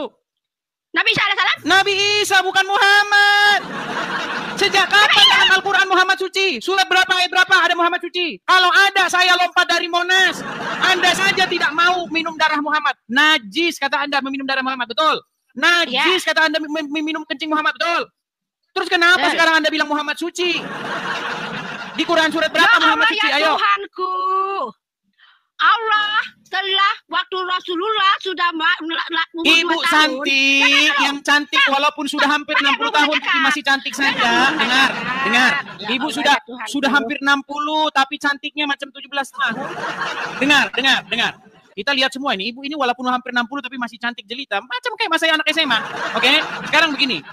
Di dalam Al-Quran tidak pernah ada sebuah narasi bahwa Muhammad itu orang yang suci, nggak pernah ada. Jangan difitnah Al-Quran itu. Sungguh Anda fitnah yang nyata. Nggak ada. Sayangku. Coba di Quran surat berapa? Dalam kitab suci Al-Quran. Oke, di Quran surat berapa ada ayat yang mengatakan Muhammad orang yang suci? Di mana? Sayang, aku bukan mengatakan dalam kitab suci Al-Quran ya. Yang saya tanya di dalam Al-Quran. Tidak ada. Kamu yang tak paham cakap Bunda. Kamu yang tak paham. Apa yang Bunda cakap tadi? Kalau ada orang mengatakan Muhammad itu suci, maka lebih suci Allah, betul? Ya, Allah lebih suci. Oke, sekarang Isa suci nggak? Isa suci? Allah suci nggak? Suci. Nah, berarti kesimpulannya yang suci adalah Isa dan Allah, betul? Ya, betul. Iya, Muhammad nggak suci. Siapa cakap Rasulullah? Oke, Oke, di mana? Di Quran surat berapa Muhammad suci di mana? Buka aplikasi. Aku nggak. Saya lompat dari Monas kalau ada di Quran Muhammad orang suci. Ayo, lompat dari Monas. Ayo. Buka aplikasi. Silakan. Sejarah Quran surat Rasulullah. berapa? Quran surat berapa? Ayo. Bukan Quran ya. Berarti Quran tidak laku lagi. Berarti Quran tidak layak, tidak bisa dipercaya lagi. Berarti Al-Quran tidak bisa menjelaskan segala sesuatu. Aduh, meninggal dunia ini saudara-saudara. Katanya Al-Quran itu lengkap, menjelaskan segala sesuatu sebagai petunjuk, tapi Muslim nggak percaya, saudara-saudara. Mereka mencari petunjuk-petunjuk dari buku-buku yang lain, saudara. Dengar dulu cakap ya. Dengar ya. Dengar Bunda cakap ya. Apa yang ingin Anda tunjukkan dengan surat Maryam 19 ini? Apa yang ingin Anda tunjukkan? Di Karena situ di dalam surat Maryam ini, Rijal, di situ dalam pernyataan surat bahwa mengatakan, Isa itu adalah orang yang suci, tanpa dosa, Benar, suci. Sekarang, apakah pernah disebutkan Muhammad orang yang suci? benar, Nabi Isa itu adalah orang yang suci. Oke, Beda Muhammad suci dengan nggak? Yesus. Muhammad suci nggak? Sebentar, Muhammad suci nggak? Merujuk kepada Yesus. Sebentar, Enggak, Muhammad aku suci tanya atau dulu tidak, ke Rijal? kamu. Jawab dulu. Enggak, ntar dulu. Ada program premium. Umat, kasihan ini umat yang nonton sudah 18.000 orang ini di TikTok live. Iya, makanya. Kasihan mereka ini. Coba saya tanya, apakah Muhammad suci? Enggak. Suci. Nabi Di mana Isa dalilnya ini dia memang suci? Mana dalilnya? Bukan dalam dalil. Dalam apa? Dalam sejarah. Oh, sejarah mana tunjukkan bahwa Muhammad orang yang suci, mana tunjukkan? Rijal. Coba. Rijal. Mungkin ini Rijal. Dari ini Rijal. Coba. Apa? Itu loh, malaikat Jibril itu loh. Rijal, jangan dikaca dulu. Kamu itu Rijal tentang itu malaikat. Kan masa Rasulullah SAW, dia baru umur 2 tahun. Dia umur 2 tahun. Ada Allah menurunkan 2 malaikat. Dia dibedah itu loh perutnya. Di situ Allah sucikan dia. Dibuangkan itu semua yang ada dalam tubuhnya. Dan Allah telah masukkan nur cahaya, nur Muhammad itu di dalam tubuhnya Rasulullah. Itu pada umur apa? Umur 2 tahun. Oke, baik, saya tanggapi. Saya tanggapi. Itu dalil itu dalam apa tuh? Dalam surah mana itu? Baik, saya tanggapi. Bunda pernah ingat itu dalam pelajaran di madrasah itu? Baik, artinya Muhammad dadanya dibelah, kemudian diambil hatinya terus dicuci, betul? Pakai air jam-jam. Dengar dulu kita cakap, bukan diambil hatinya, disuci dalam dadanya, disuci. Tapi dadanya Allah, dicuci. Dicuci dalamnya itu dicuci Iya, oleh dadanya malaikat dibelah, yang itu. dicuci. Mana bukalah itu apanya? Macam Tom dan Jerry. Dengar dulu, dadanya dibelah, dicuci. Iya, dibedah ya, dicuci. Jadi cara mencucikan diri harus ke rumah sakit. Oh, berarti besok Pak Dokter, saya punya penyakit dengki, tolong dulu bedah dada saya gitu. Tak ada. Kamu ya Dalam jangan. surat Maryam 19 ini, Dis, apa yang Berarti tadinya di hatinya Muhammad ada kotoran. Itu tujuan Allah disucikan. Tadi katanya disucikan. Bu Santi, dengar Bu, dengarkan. Ini ujian pelan ya Bu ya. Lah, ini Muhammad dadanya dibelah, kemudian dibersihkan dadanya, betul? Dibersihkan di dalam dadanya itu. Oke, tadi ada apa kotoran? Tadinya ada kotoran di dada Muhammad. Ya mana aku tahu itu ada kotoran. Dengar. Besok saya ngomong sama istri saya. Bu, kenapa itu piring-piring dikeluarin? Bukannya udah bersih, mau dicuci lagi. Loh, udah bersih kok dicuci lagi. Sekarang kalau memang dada Muhammad sudah bersih, kenapa dibelah dan dicuci? Itu namanya kurang kerjaan. Betul. Ya, kembali ke Maryam 19 ini. Kembali ke surat Maryam 19. Kan kau yang bawa rujukan surat Maryam 19, Oke. Apa yang ingin kau tunjukkan di sini? Apa kau ingin mengatakan bahwa Nabi Isa itu benar, Nabi Isa itu suci? Baik. Tapi apakah kau ingin mengatakan menurut Al-Quran, Isa itu adalah seorang yang suci. Berarti dia tanpa dosa, tanpa cacat, suci, betul? Ini masalah kelahiran ya. Iya, saya tanya, berarti betul dia suci, artinya dia tanpa dosa, tanpa cacat, betul? Enggak, kau ingin kan belit-belit kan? Bukan belit-belit. Kenapa sih kalian berbelit-belit? Edi, otak kami yang tumpul, bukan belit-belit. Oke, ya sudah, sekarang saya tanya. Ada nggak penyebutan dalam Al-Quran bahwa Muhammad orang yang suci? Dalam Al-Quran itu yang ini dia kronologinya. Aku bilang tadi, Al-Quran menceritakan kepada kami. Bahkan Al-Quran menyebutkan bahwa Muhammad itu dia akan dibersihkan dari dosa-dosanya. Betul? Berarti dia berdosa nggak? Ada itu kapan?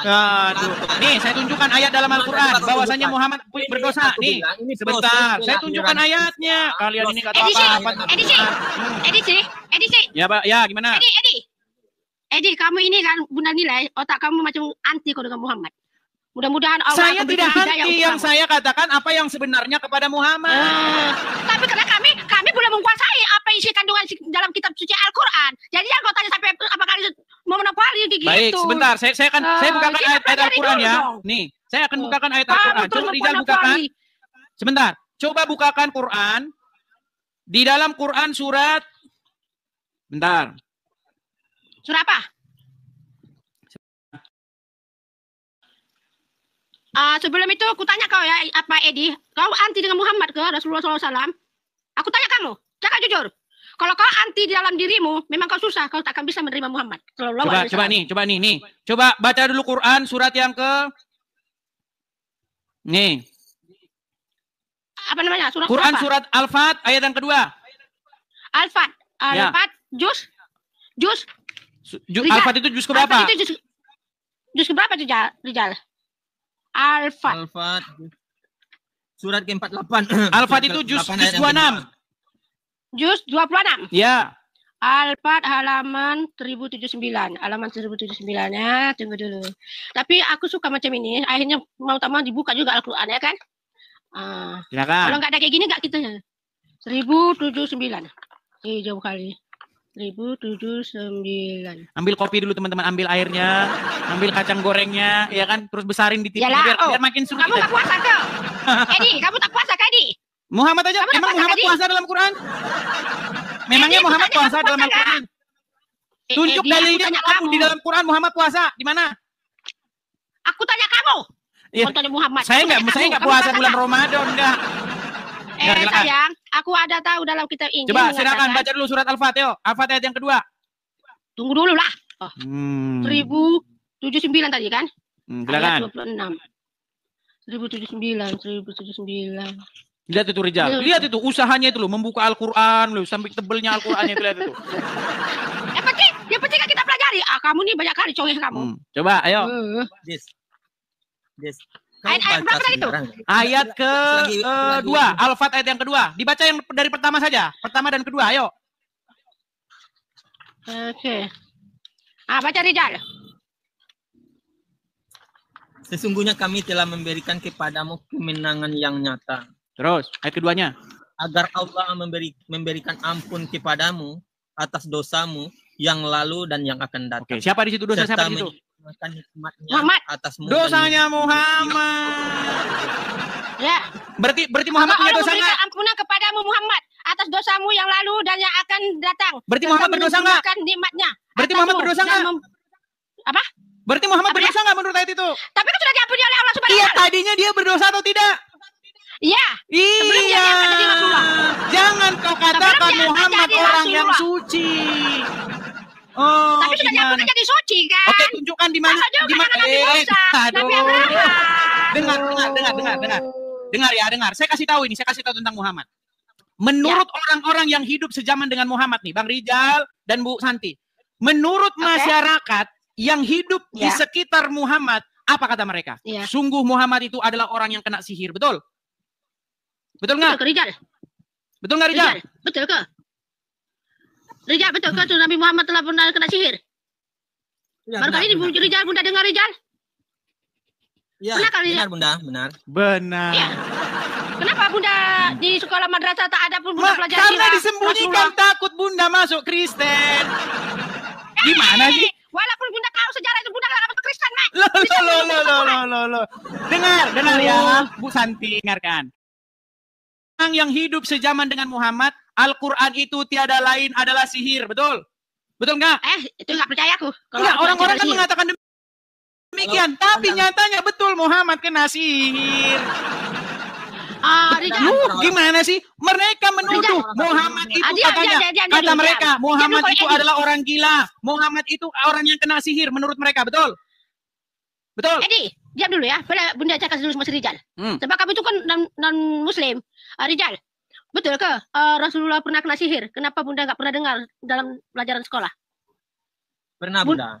Apapun yang menimpa Nabi kita, Rasulullah SAW adalah memberi pelajaran buat orang-orang Islam. Nabi kita kena sihir, kemudian dengan Al-Quran dia obati sendiri. Kena sihir.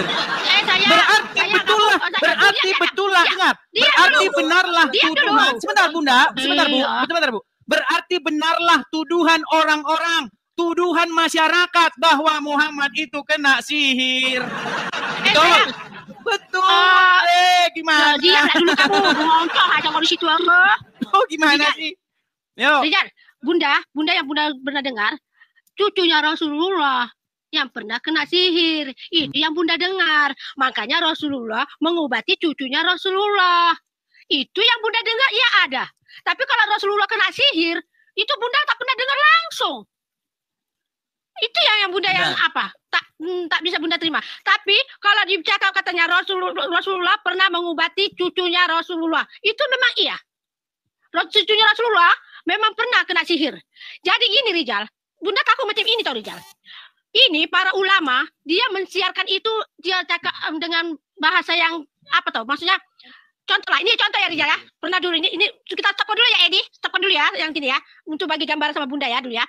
Dulu Bunda pernah pergi mendengar ceramah di Malaysia nih, dan Malaysia. Di dalam ceramah itu, Ustadz ini mufti tau. Ustadz ini seorang mufti Perak. Dia mengatakan, itu Bunda seorang aja orang Indonesia ya, semuanya orang Melayu ya. Di situ mengatakan, katanya Rasulullah SAW selepas dia mencium istrinya, katanya dia terus pergi sholat. Jadi kan cara penyampaian, dia selepas dia mencium istrinya, dia terus menegakkan sholat. Itu Ustadz itu menyampaikan itu dakwah itu, Bunda nggak bisa terima, bertentangan dengan Bunda kan. Jadi situ yang hadis-hadis itu semua itu kan orang-orang Melayu. Jadi Bunda diam sampai Bunda dengar sampai habis itu dakwah itu ya. Jadi dibagilah peluang untuk bercakap. Silakan siapa yang mau bertanya. Bunda langsung lepas, Bunda tak peduli. Nah, terus Bunda ambil itu mikrofon itu Bunda cakap. Ustadz, saya nak tanya. Ustadz cakap tadi Rasulullah SAW lepas mencium istrinya, dia terus menegakkan sholat. Ada tak dia melepas ciumkan istrinya dalam keadaan dia beralas? Maksud saya dia pakai tudung? Atau langsung bersentuhan dengan kulit tubuhnya? Itu saya pada Ustadz. Oh itu saya tidak tahu. Ustadz minta maaf. Kalau Ustadz mendakwakan ini, belum tentu orang di sini Ustadz bisa menerima. Nanti dianggapnya itu Ustadz, oh dari ciumnya istrinya, sudah menegakkan sholat. Jadi itu pemahamannya. Tapi begini, saya tanggapi Bu Santi. Begini. Kenapa kulit perempuan itu, mengapa kalian anggap dia itu najis? Bagaimana mungkin ketika bersentuhan dengan kulit wanita, maka kamu sholatmu batal? Seolah-olah wanita ini dianggap sebagai kenajisan. Kenapa? Okay. Di dalam sebuah hadis, sebentar dulu. Di dalam sebuah hadis disebutkan bahwa seseorang sholat, kalau ada yang lewat di hadapan dia, hanya ada 3 hal yang bisa membatalkan jika seseorang lewat di hadapan dia. Pertama, keledai. Yang kedua, anjing hitam. Dan yang ketiga adalah seorang wanita. Lalu Aisyah berkata, Aisyah marah, mengapa kamu samakan kami wanita ini dengan anjing dan keledai? Lihat. Di dalam sebuah hadis diriwayatkan bahwa 3 hal yang bisa membatalkan kalian sholat. Anjing hitam, keledai, dan wanita. Kenapa wanita menjadi satu tim dengan anjing dan keledai? Ayo silakan jawab. Coba. Bunda, oke Rijal, bagi bilang Bunda cakap aja ini. Jadi, tadi kau tanya, kenapa sholat bersentuhan dengan kulit wanita batal sholatnya? Kan itu pertanyaanmu tadi kan? Oke. Kalau tak batal itu sholatnya, untuk apa diajarkan ijab kabul? Berarti wanita itu najis? Karena diajarkan ijab kabul itu. Kalau memang dia itu muhrim yang baru dikatakan tidak batal. Berarti wanita itu kalau najis? Kalau dia bukan muhrim, macam kamu dengan Bunda. Iya, berarti wanita itu najis, Bu. Najis kah wanita itu? Bukan dikatakan najis. Kenapa dia membatalkan sholat? Karena dia itu bukan muhrimnya. Berarti dia seperti kotoran? Makanya dia batal. Kalau saya dengan suami saya, batal. Tapi tadi Muhammad mencium saya, sekarang yang dicium Muhammad istrinya apa istrinya orang? Kan istrinya sendiri, betul? Ya, tapi kan istrinya itu kan bukan muhrimnya. Duh, istrinya gimana sih? La ilaha illallah. Aduh, coba Rizal, kamu lepasin diri Rizal. Aku tanya kamu Edi, kamu apa itu muhrim? Muhrim itu maksudnya seseorang, artinya muhrim adalah seseorang yang boleh kamu bersetubuh dengan dia. Kepala otak kau. Nah, kan? Gimana sih? Apa arti muhrim? Muhrim itu tidak boleh. Tidak boleh melakukan hubungan intim pun dengan tidak boleh. Melakukan yang Anda bilang muhrim atau bukan muhrim? Muhrim atau bukan muhrim? Gimana sih? Muhrim. Astagfirullahaladzim. Yang dikatakan muhrim. Oke, apa itu muhrim, Rijal? Coba jelaskan apa itu muhrim. Satu aliran sedarah. Muhrim itu adalah orang yang dilarang, ya. Muhrim itu adalah orang yang dilarang kita menikahinya. Itulah muhrim. Ya, terus. Sekarang Muhammad, ketika dia mencium istrinya itu muhrimnya atau bukan? Itulah makanya pertanyaan Bunda tadi. Bunda tanya sama Ustadz. Justru katanya kalau boleh berarti tidak masalah. Betul? Gimana sih? Aduh. Nih, saya kasih tahu ya. Nih. Tak boleh. Nih, sekarang itu bukan Kalau hanya dia gitu saja nih. dicium Nih. itu bersentuhan dengan kulit tak boleh. Sebentar ya. Tak boleh. Nih, saya akan tunjukkan sebuah Nih, hadis Jan. nih. Bahwasanya Kamu jangan wanita dan anjing dan keledai itu satu tim mereka membatalkan sholat. Nih, saya tunjukkan. Nih ya, saya tunjukkan kepada kalian. Inilah ajaran Islam dan banyak orang tidak tahu. Nih. Iya, ajaran Islam itu banyak alirannya loh. Sebentar nih. Ada juga Kristen, ada juga Katolik, ada Protestan. Perhatikan, saya akan tunjukkan dalilnya di sini. Nih, ya sebentar, sabar nih. Nih ya, lihat ini. Ini Arabnya. Oke. Arabnya imam apa? Imam apa? Nih, saya bacakan dari dari Abu Dzar. Dia berkata, Rasulullah bersabda, apabila salah seorang di antara kalian sholat, hendaklah ia membuat pembatas di hadapannya seperti kayu yang dijadikan sandaran di belakang pelana. Karena kalau tidak ada pembatasnya, sholatnya akan terputus apabila, perhatikan, apabila lewat di hadapannya, satu, seorang perempuan, dua, keledai, perempuan dewasa, dan anjing hitam. Jadi perempuan, keledai, dan anjing hitam itu bisa membatalkan sholat kalau lewat di hadapanmu, betul? Aku kalau anjing itu gak pernah aku dengar, Jan. Aduh, makanya saya bilang anjing hitam, keledai, dan seorang wanita satu tim sama-sama membatalkan sholat, betul? Nyanyang. Loh, gimana nih? Lalu aku bertanya kepada Abu Dzar, kenapa yang berwarna hitam? Bagaimana dengan yang warna kuning atau merah? Dia menjawab, saya pernah bertanya kepada Rasulullah SAW, bagaimana Anda tanyakan kepadaku? Dan beliau menjawab, anjing hitam adalah setan. Jadi wanita, keledai, dan anjing hitam yang adalah setan, itu sama-sama membatalkan sholat. Nah, Aisyah pernah marah gara-gara ini. Kenapa kamu memasukkan kami kaum wanita, menyamakan kami dengan anjing hitam dan keledai? Nah, itu apa penjelasan Rasulullah? Dah, makanya kau urus sendiri. Ya, ayo apa penjelasannya? Loh, intinya wanita kalian tempatkan sebagai makhluk yang nggak baik. Satu, wanita bisa dibilang kalau nempel saja najis, membatalkan sholat, betul? Gimana? Ini beda terhadap perlakuan Yesus kepada perempuan-perempuan yang berdosa. Ketika ada perempuan yang berdosa datang ke hadapan Yesus, dia bertaubat, dia menangis. Apa kata Yesus? Sesungguhnya dosamu telah diampuni. Coba, beda jauh. Oke. Sekarang masalahnya Muhammad saja dia aja berdosa. Muhammad berdosa nggak? Sekarang saya tanya, Muhammad berdosa nggak? Ayo, tunggu dulu, apa ini? Isa saja yang kalian bilang suci, dia tidak seperti itu kelakuannya. Sikit-sikit. Diam dulu, gimana? Apa kata Yesus? Biar dulu dia Dengar, cakap. apa kata Yesus? Aku datang bukan untuk orang benar, tetapi aku datang untuk orang-orang berdosa. Ya, ketika Yesus, dengar dulu, ketika Yesus makan dengan para pemungut cukai, ketika Yesus makan dengan para penagih pajak, orang-orang berdosa, ahli-ahli Taurat bilang, hei, kenapa kamu makan dengan orang-orang berdosa? Apa kata Yesus?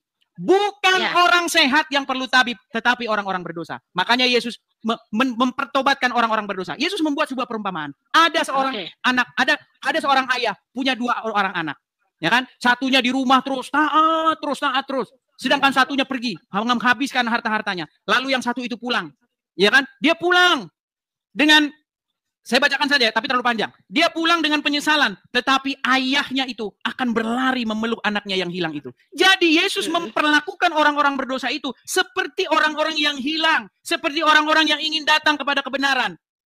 Bukan seperti alim ulama yang sok-sok suci. Saya suci, nggak taunya dia berlumuran dosa. Nah, itu bedanya. Masih nekat aja ngikutin Muhammad. Silakan. Kalau kau tahu macam itu, kenapa kau sekutukan itu Yesus? Sekutukan? Kenapa kamu sekutukan Yesus? Itu yang membuatkan aku nggak bisa menerima. Sekutukan gimana? Kenapa kamu sekutukan Yesus? Kau katakan situ Yesus itu adalah anak Allah. Bukan anak Allah. Allah nggak punya anak. Allah itu Tuhannya orang Arab. Mana ada Yesus itu anaknya Allah?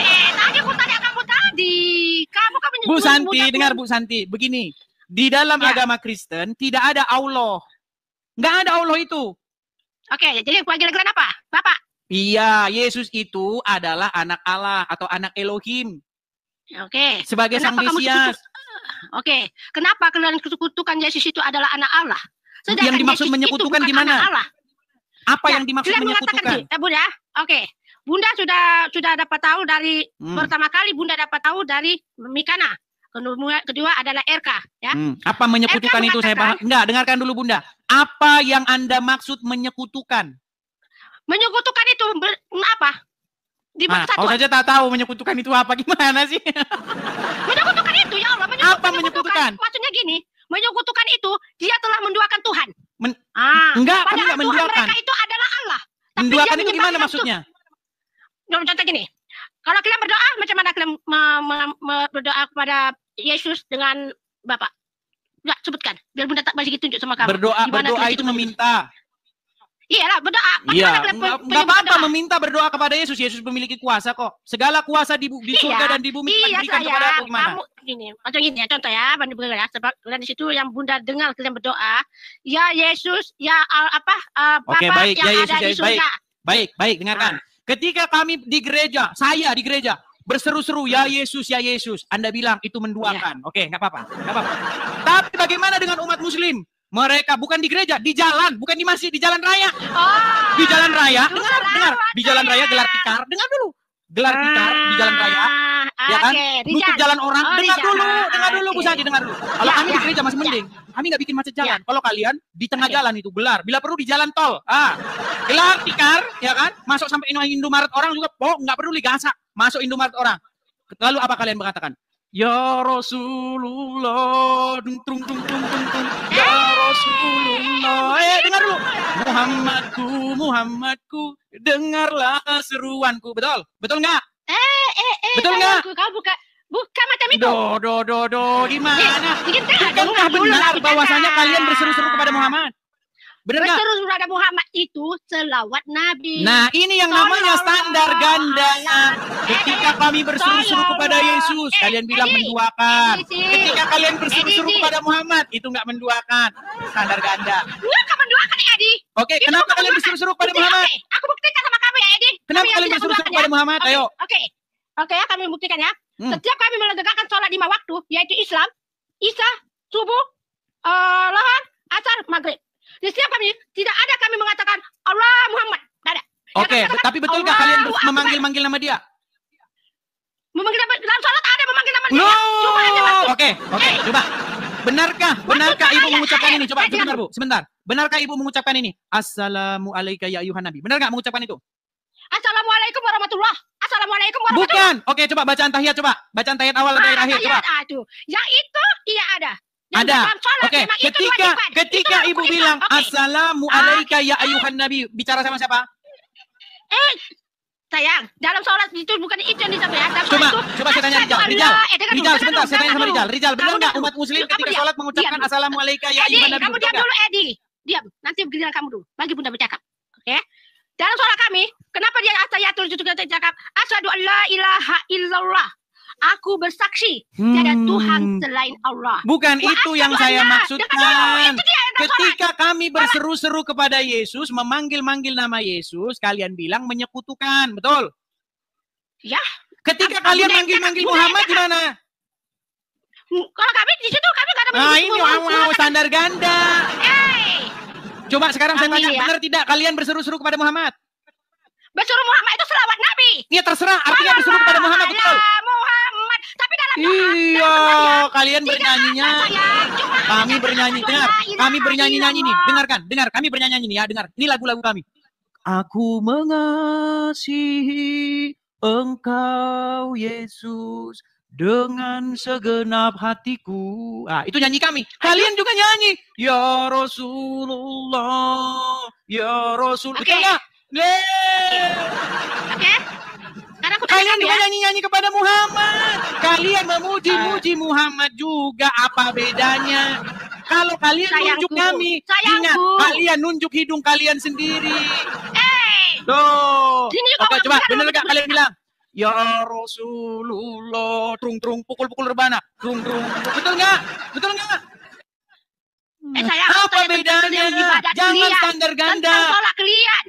Tentang ibadah kalian aku tanya. Loh, bukankah kalian di dalam masjid kalian begitu? Ya Rasulullah, bahkan kalian punya lagu-lagunya kan? Ada kalian lagu-lagunya gimana? Dah, Edi, aku Muhammadku, Muhammadku, Edi. dengarlah seruanku. Kalian nyanyi begitu gimana? Ada, oke. Sekarang Bunda tanya ya, Edi. Betul nggak? Kenapa kalian panggil Yesus itu Tuhan sang Loh, pencipta? Rizal saja panggil Muhammad robnya kok gimana? Rizal, kamu manggil Muhammad Tuhan ke atau utusan? Utusan, Bunda, utusan. Ya, rob atau bukan? Utusan. Enggak, sebentar, rob atau bukan dia, Rizal? Enggak ada. Kami Muhammad nggak bukan pernah rob, berdoa. tadinya rob, sekarang bukan rob. Muhammad rob atau bukan? Kami nggak pernah, Dis. Kami nggak pernah. Sebentar, berdoa. saya tanya dulu, singkat jawaban saya. Muhammad itu rob atau bukan, Rizal? Rob. Rob itu Kalau Tuhan. Wah, udah, Muhammad itu rob gimana? kami nggak pernah. Rijal. Dis, Oh, kami Rijal. nggak pernah berdoa atau minta ampun kepada Yesus, Dis. Itu bukan ajaran. Lu ya Yesus. karena Muhammad tidak bisa mengampuni dosa, gimana? Oke. Karena Muhammad sendiri berdosa, dia tidak bisa mengampuni dosa. Tapi Dalam dia, Islam, sebentar, tapi sekali- dia, sekali. dengar Rijal, dengar. Tapi ketika darahnya diminum, bukan hanya mengampuni dosa dia menjamin orang itu masuk surga. Siapa yang cakap? Loh, Siapa ketika yang darah cakap? Muhammad diminum, ketika darahnya Siapa yang Muhammad cakap? diminum, Siapa yang cakap? betul nggak Ada Rijal? tafsir yang Dia cakap. menjamin surga orang yang meminum darahnya, betul nggak? Betul kan Rijal? Ada yang siapa yang cakap? Aku tidak jamin. Sedangkan aku sendiri geli. Ya, baik, aku jawab ya.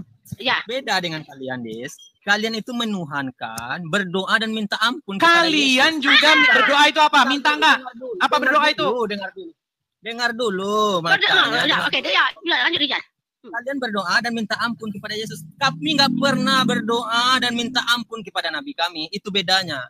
Dan ingat, Dis, itu bukan, aku pastikan itu bukan ajaran Yesus. Karena Yesus Baik, itu sebentar. Kau jangan lari kemana-mana dulu. Gini, Muhammad Itu adalah menjamin nggak? ajaran Dengar, Muhammad yang menjamin nggak sampai orang yang meminum Rijal. darahnya bahwa Cepat, tidak akan Edi. masuk neraka? Edi, Makanya, Dita. bagi peluang si Rijal untuk bercakap. Sebentar. Belum Rijal, bercakap, belum betul bercakap. tidak Muhammad menjamin orang yang Dengar meminum dulu. darahnya masuk surga? Dengar dulu. Bagi diri Rijal bercakap. Lepas Rijal baru kau cakap. Terus Rijal. Sebentar, saya tanya dulu. Sebentar. Betul nggak Rijal itu? Iya, nanti ku jawab. Jadi Betul. selesaikan dulu. Selesaikan dulu aku. Bagi si Rijal cakap sampai habis. Kamu belum cakap habis, kau udah potong-potong. Sampai bilang kau Makanya nak di dalam apa? Islam itu sering sekali diutamakan akal dan pikiran. Otak dikasih Allah. Ketika manusia itu dikasih akal dan nafsu menguasai dirinya, maka manusia itu akan lebih rendah daripada Jangan hewan. lari kemana-mana kau Rijal. Yang ditanya itu betul tidak bahwasanya Muhammad menjamin orang masuk surga? Edi, Tidak dikasih bicara Edi, sama biarkan si dulu Edi. cakap si Rijal sampai habis. Jangan potong-potong. Terus Rijal. Terus Rijal. Bagi Terus dong Rijal. waktu untuk bercakap. Ketika akal itu dikalahkan oleh nafsu dan nafsu menguasai diri seseorang, maka manusia itu akan lebih rendah daripada hewan ternak. Itu di dalam Al-Quran. Tetapi ketika akal bisa menguasai dirinya dan meredam nafsu, akal itu meredam nafsu, maka manusia itu akan lebih mulia bahkan dibandingkan malaikat. Begini, Des. Di dalam Islam itu diutamakan sekali. Di tahun ini aku bicara dengan fakta, dengan ilmu pengetahuan dan penelitian yang dilakukan oleh orang-orang Anda sendiri. Maka aku simpulkan bahwa ajaran yang kalian terima itu adalah ajaran Paulus. Di tahun 49. Kan kau lari kemana-mana, kan yang dibahas apa? Yang dibahas apa? Yang saya tanya, Muhammad membenarkan orang yang meminum darahnya dengan menjamin bahwa orang tersebut akan masuk surga. Betul, Rijal? Betul? Edi, dulu Edi. Biarkan dia cakap dulu.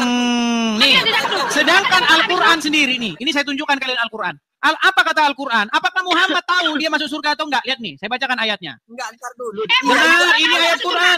Ini ayat Quran ini. Di dalam surat Al-Ahqaf ayat yang ke-9 nih, katakanlah. Ini Muhammad disuruh ngomong nih. Aku bukanlah rasul yang pertama di antara rasul-rasul. Dan aku dengan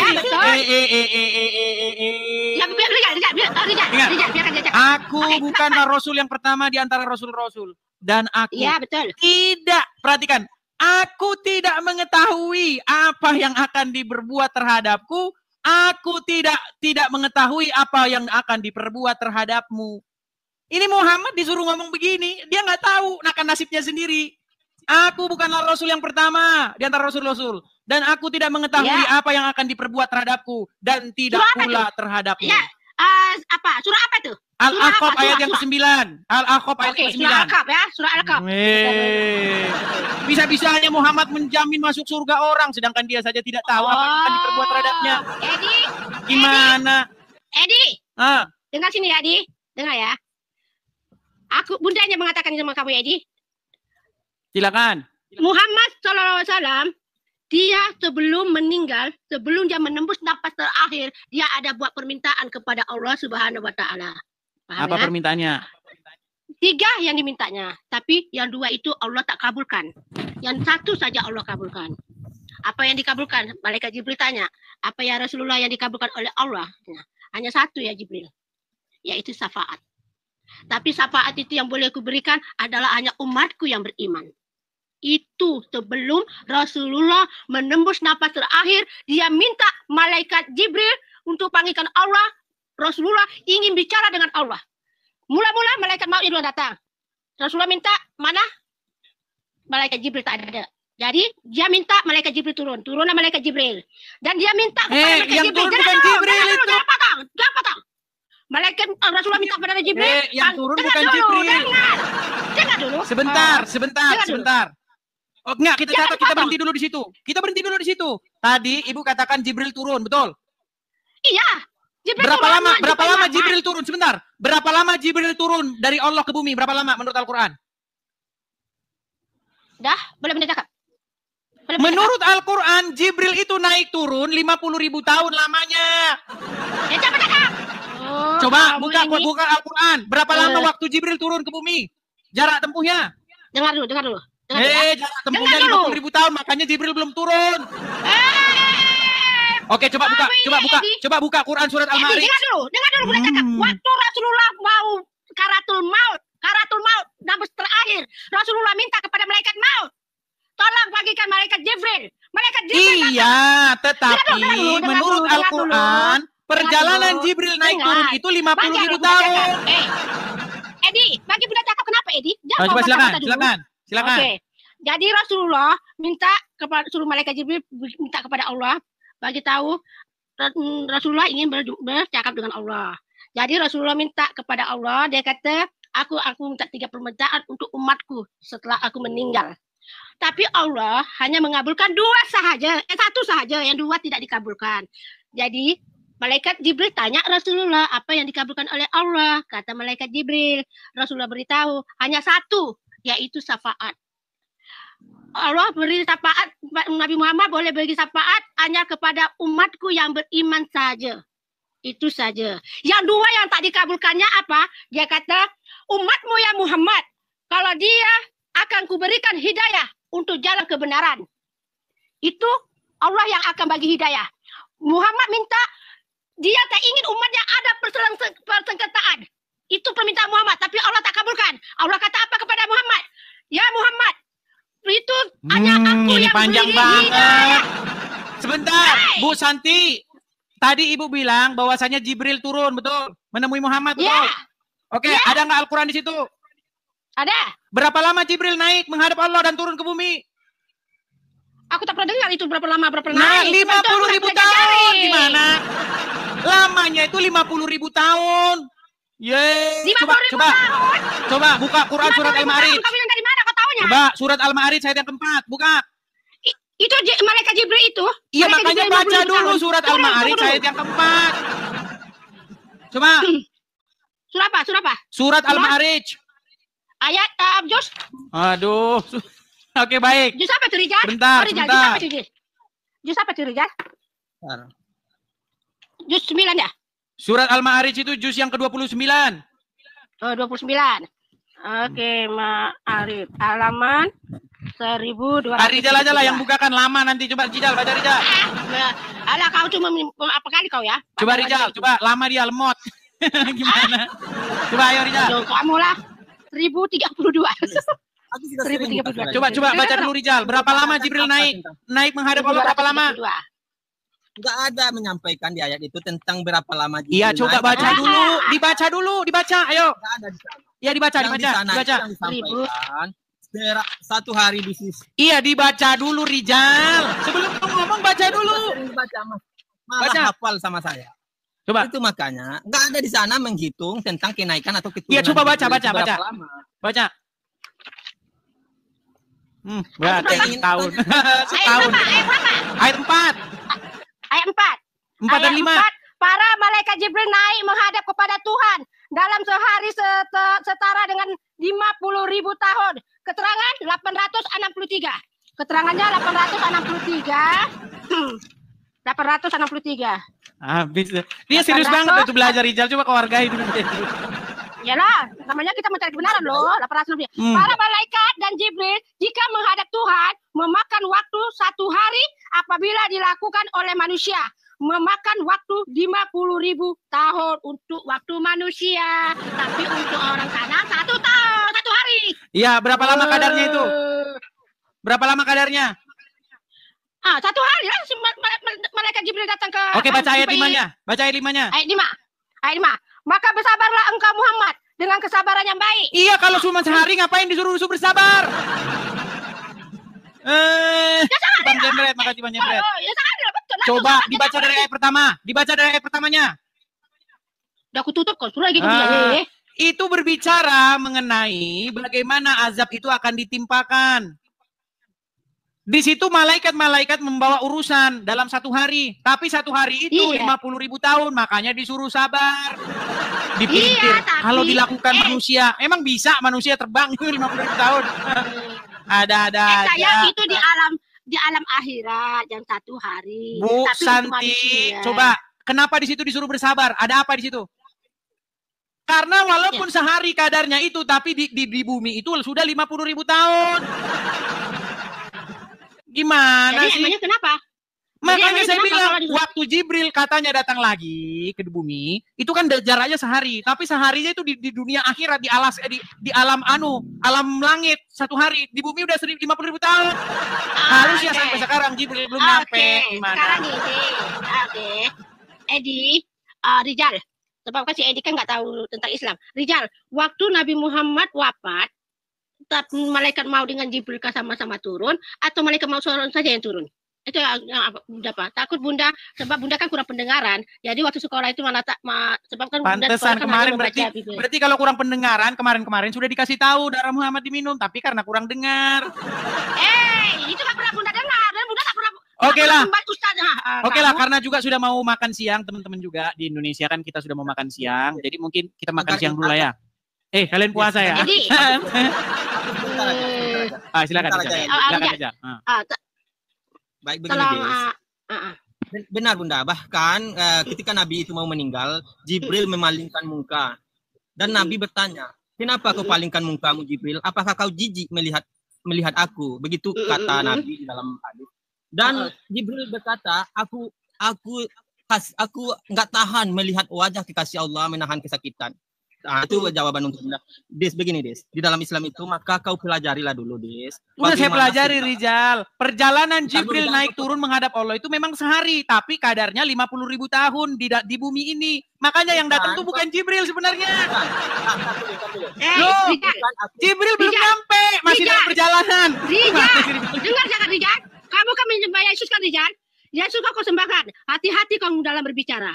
Kita disaksikan oleh Allah Subhanahu wa Ta'ala, Rijal. Jangan kau apakah pertikaikan, Rijal. Kalau itu berbicara itu perlu dengan hikmah, dah. Oke lah, sebentar. Oke lah, kita rehat saja dulu. Nanti kita bisa lanjut lagi. Kita rehat siang dulu. Rijal. Tunggu apa, Edi? Biar Rijal bicara. Begitu, Karena ketika Anda menggunakan akal pikiran, maka Anda akan menemukan sesuatu seperti orang-orang ini. Orang-orang yang sudah menggunakan akal dan menulis buku, maka dia akan menemukan Islam lah satu-satunya ajaran yang paling benar. Tetapi oke lah, besok kita bahas lagi itu nanti Rijal. Mungkin nanti malam atau bagaimana, silakan nanti teman-teman datang lagi. Teman-teman jangan lupa ya teman-teman ya. Ini akun kita yang asli, jadi teman-teman follow yang ini teman-teman ya. Dan teman-teman jangan sampai kalian melihat akun-akun yang sama-sama Edi TV tapi palsu. Oke ya, gitu dulu ya, Bu Santi. Edi, pukul berapa nanti kamu live? Ya, mungkin sekitar jam 7 malam lah. 19.00 waktu Indonesia Barat. Kalau di Malaysia berarti jam 20, jam 8 malam. Baik teman-teman yang dikasih oleh Tuhan, kira-kira apa respon teman-teman ketika mendengarkan hal yang sudah kita putar? Luar biasa ya kan? Ini merupakan reaksi yang sangat bagus terhadap apa yang dipertanyakan seorang santri kepada profesor yang saat ini mungkin sedang ingin belajar.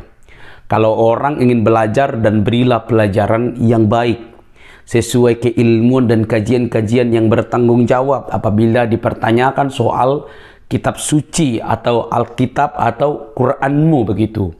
Ini pesan untuk semua orang. Kalau ditanya, berikan argumentasi, bukan hanya modal keluar dari mulut, tetapi harus sesuai fakta yang ada, begitu teman-teman. Nah, kalau kita mendengar dengan baik teman-temannya, hanya membuat kita tertawa, apalagi saya gitu ya. Seorang profesor harusnya ilmunya itu melambung, begitu, melambung dalam arti tinggi gitu ya, karena mendapatkan profesor, begitu ya. Aduh, saya juga tidak terlalu ingin mengomentarinya terlalu dalam soal keprofesorannya itu, ya, karena saat ini juga menjadi seorang sarjana, master, doktor, profesor, dan lain sebagainya itu bisa dicapai dengan modal uang, tidak perlu kuliah atau lain sebagainya, begitu ya. Jadi, saya tidak perlu ingin jauh ke sana, tapi dipanggil dia profesor, teman-teman. Apakah itu benar? Ya, urusannya sendiri. Nah, teman-teman yang dikasih oleh Tuhan, perhatikanlah apa yang saya sampaikan ini. Saat semua apologetik dan murtadin tersebut meluruskan apa yang disampaikan oleh profesor tersebut, sebenarnya sudah cukup membuktikan banyak hal soal dua agama ini sangat berbeda, gitu ya. Murtadin ini sudah tidak jarang untuk kita dengar, dan lumayan dia pengertiannya terhadap Alkitab dan juga terhadap Quran yang dulu dia imani. Tapi karena banyak polemikus para ustadz yang membahas Alkitab dengan cara sembarangan, akhirnya dia muncul ke permukaan untuk meluruskan bahwa apa yang mereka argumentasikan atau opinikan soal Alkitab yang sudah ia percayai, justru dia harus meluruskan. Nah teman-teman, saya hanya ingin melihatnya dari berbagai sisi sih sebenarnya, tapi saya akan berikan kepada teman-teman. Pertama teman-teman, Alkitab dan Al-Quran itu berbeda, itu harus clear gitu ya.